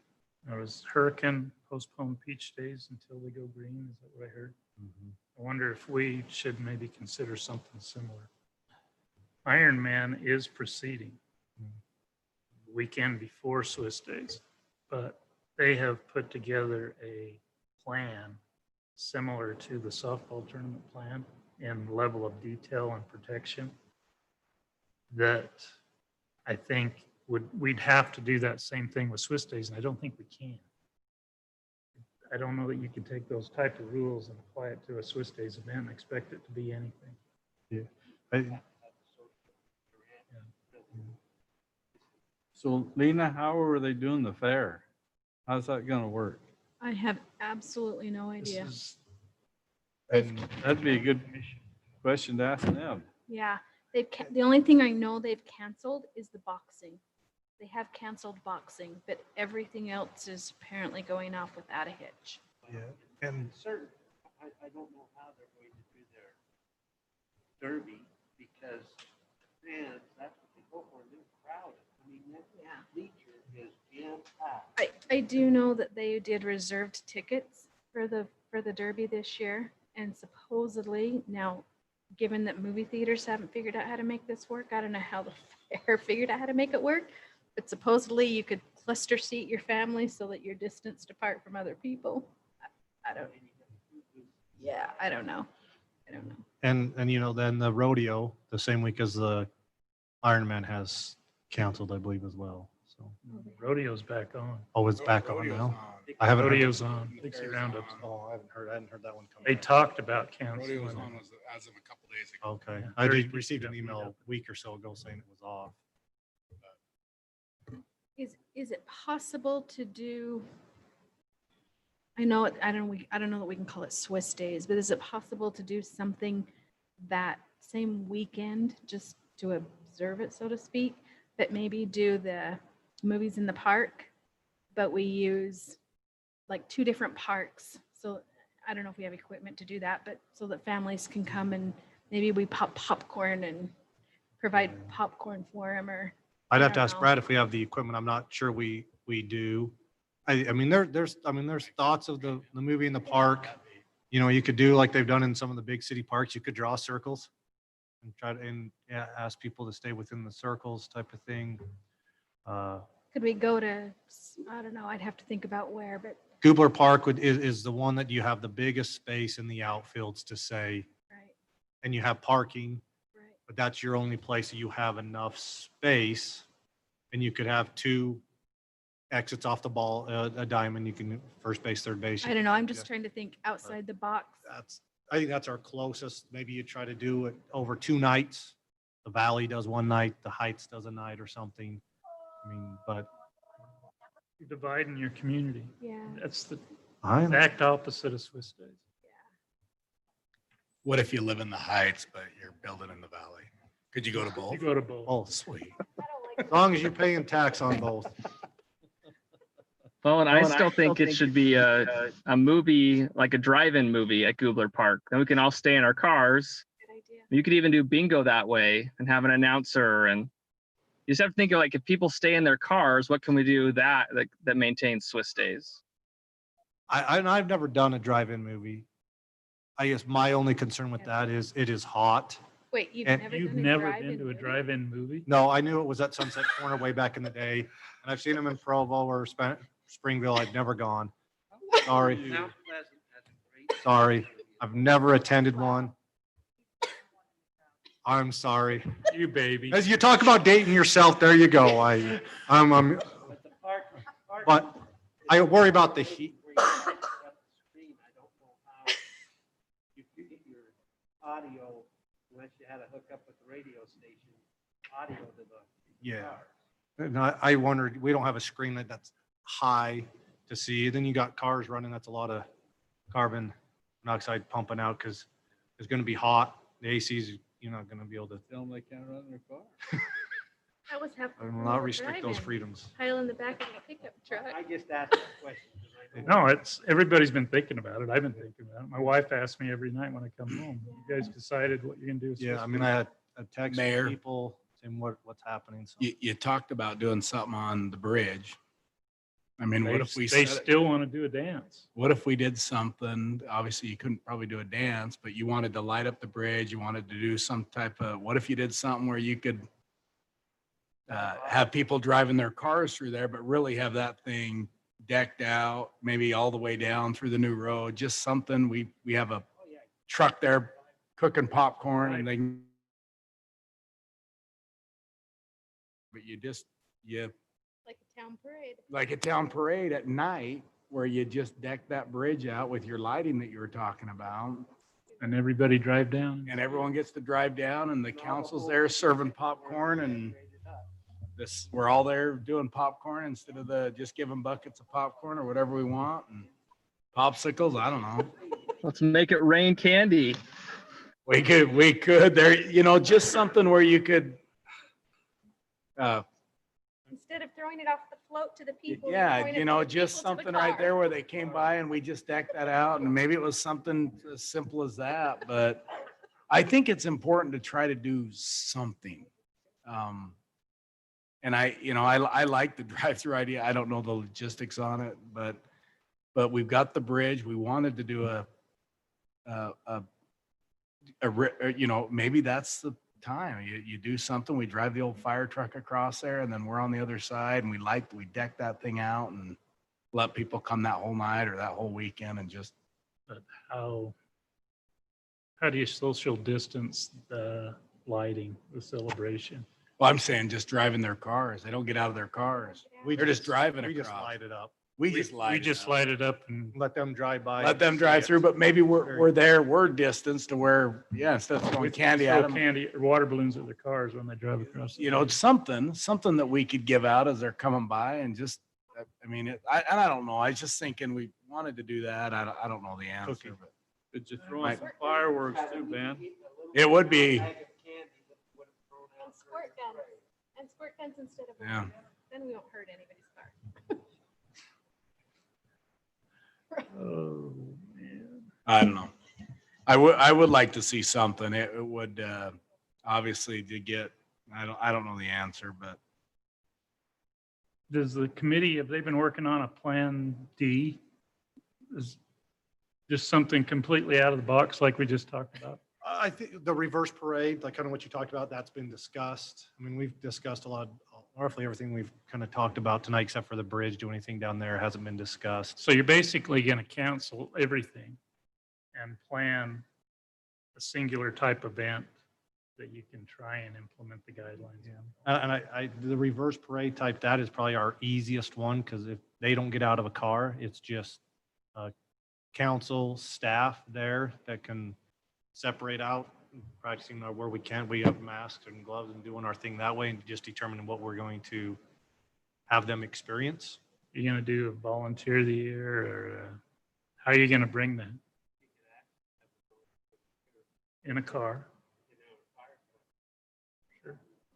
We need to bring the historical committee into the play. I mean, this is started out as their baby and the city took it over. Volunteer. Yeah. I know that when you The talk. thing that gets me about doing that is I'd almost rather say, go next year. Because though that grand marshal and that volunteer of the year, you're not getting nothing like you normally get.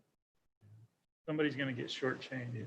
I know that from the historical, one of the, I believe the original's Claudia, but said she does the hands-on still. I know she's expressed to them, you know, a lot of concern with moving forward. So, Yeah, I mean, she has the concerns that, you know, of trying to move forward. So I think we're almost to the point that we need to plan on canceling the normal event. Now, if we can come up with a special event, light parade, bridge lighting, whatever, to replace it, then I think we need to move that direction. That's just my thoughts. We need to start thinking that direction right now. Take advantage of the time and not burn any resource on. You have power on the plan. bridge, right? Oh, it, We have lots of power on the bridge. Mayor made sure we had lots of yes, we amperage. can light that sucker up. But one thing I thought about is what if you, the cars that, what if you had a light show? So the people that had their cars and wanted to come down, if they wanted, you could have an entry in, you know, have them enter. When they drive by, you judge them and have prizes. Light parade. Light parade. Great idea. It's, I mean, you have to do it at night. Yeah, got to be at night. So it's going to be a one night event probably. The bridge will be lit up. So you can have a light parade. At least everybody will know where the bridge is. you push it late. If it's late, you get past the football game and possibly if it's. When's homecoming? Don't know. Is it that night? I don't know. Well, it'd be, the game would be what, Friday? The dance would be Saturday if it was? They wouldn't want How they do that? would they? Yes. Would they want Friday to and have Saturday would be homecoming on right. Swiss Day? They used to do it all the time. Oh, yeah. Oh, yeah. We could We just still go. have fireworks. Yeah, we go. Let's find out when homecoming is. Let's tell the committee to start working on a separate event. Kind of like we thought. Let's see if they come up with something. If not, council will come up with something. They'll have to implement it. That'll challenge them to come up with something. And then we probably, I don't know, at some point we need to cancel, formally say we're not going to have Swiss Day. It might be, rather than just formally canceling it, it might be a better idea to say, we're not having traditional Swiss days in lieu of events. Here's what we're doing, and invite them to participate. That way people just don't go, oh, we're not doing it. And we've got a couple weeks, probably got a month to do that. We'll get work. We'll get the committee in and we'll work. Thanks, Chairman. The Swiss days. Appreciate it. Randall, Nothing. we approved your solid waste deal. You're happy, boy? Yeah. Okay. The mayor's meetings are going longer and longer instead of shorter and shorter. If you guys want any info, get with me and I'll tell you on COVID. Okay, Brad, anything? Quick meeting. This is, Jack, we don't know what's going to go Corey? on. Brock, Hey, do you want my report? are you still there? Are you sitting? I need to ask you. You're not No. driving because the tree behind you hasn't moved. Are you sitting in the parking lot somewhere? I'm sitting at a campsite down in California, down on the beach. I had to come up from the beach for the meeting. So you'll see my light's starting to fade. You're sitting in the back of your minivan with us. Exactly. Yep. Nice. That's nice. What's your report, Jarrett? Just real quick, the BMX track does have a soft opening date. I don't remember the exact day, but it's on Facebook. And I know she's working with USA BMX to figure out COVID-19 strategies, and she'll have a plan that Brad will be able to look over to make sure that she'll be okay there. And that's all I have to report. Okay. Well, you done good sitting through that thing in your car. I didn't even see you go for treats. I did turn up my video a few times to figure out charging and stuff like that, but yeah. Garrett, this soft opening, is going to be a lot of Californians come up to it? I have no idea, to be honest. That'd be a good question for Brooke. But I think it's just locals. They just want to have, time to work out kinks. They do have a big race the latter part of August. It's a state race. So they want to get the kinks worked out before then. Be good to keep it local. See what happened the last time we had a problem? Yeah, for sure. That Yeah, was I'll mention that to her then. parenting. Right, I understand, but there's a lot of stupid parents. They probably need to have some guidelines though, similar to the softball guidelines, Jarrett. that we Yeah, can- and I told her to pull up those and just copy as much as she could because it worked really well for them.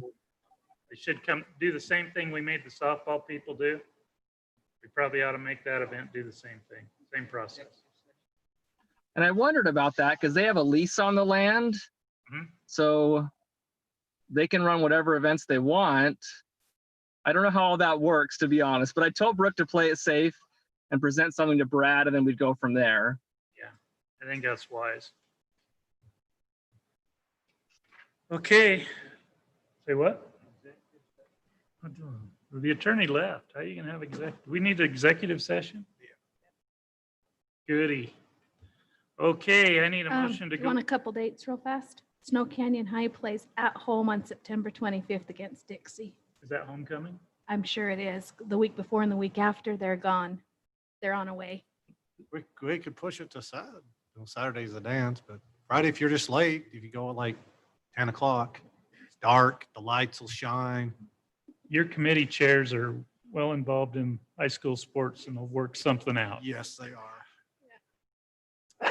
Okay. Okay, I need a motion to go into executive session to hold a strategy session to discuss the sale, lease, or exchange of real property. So moved.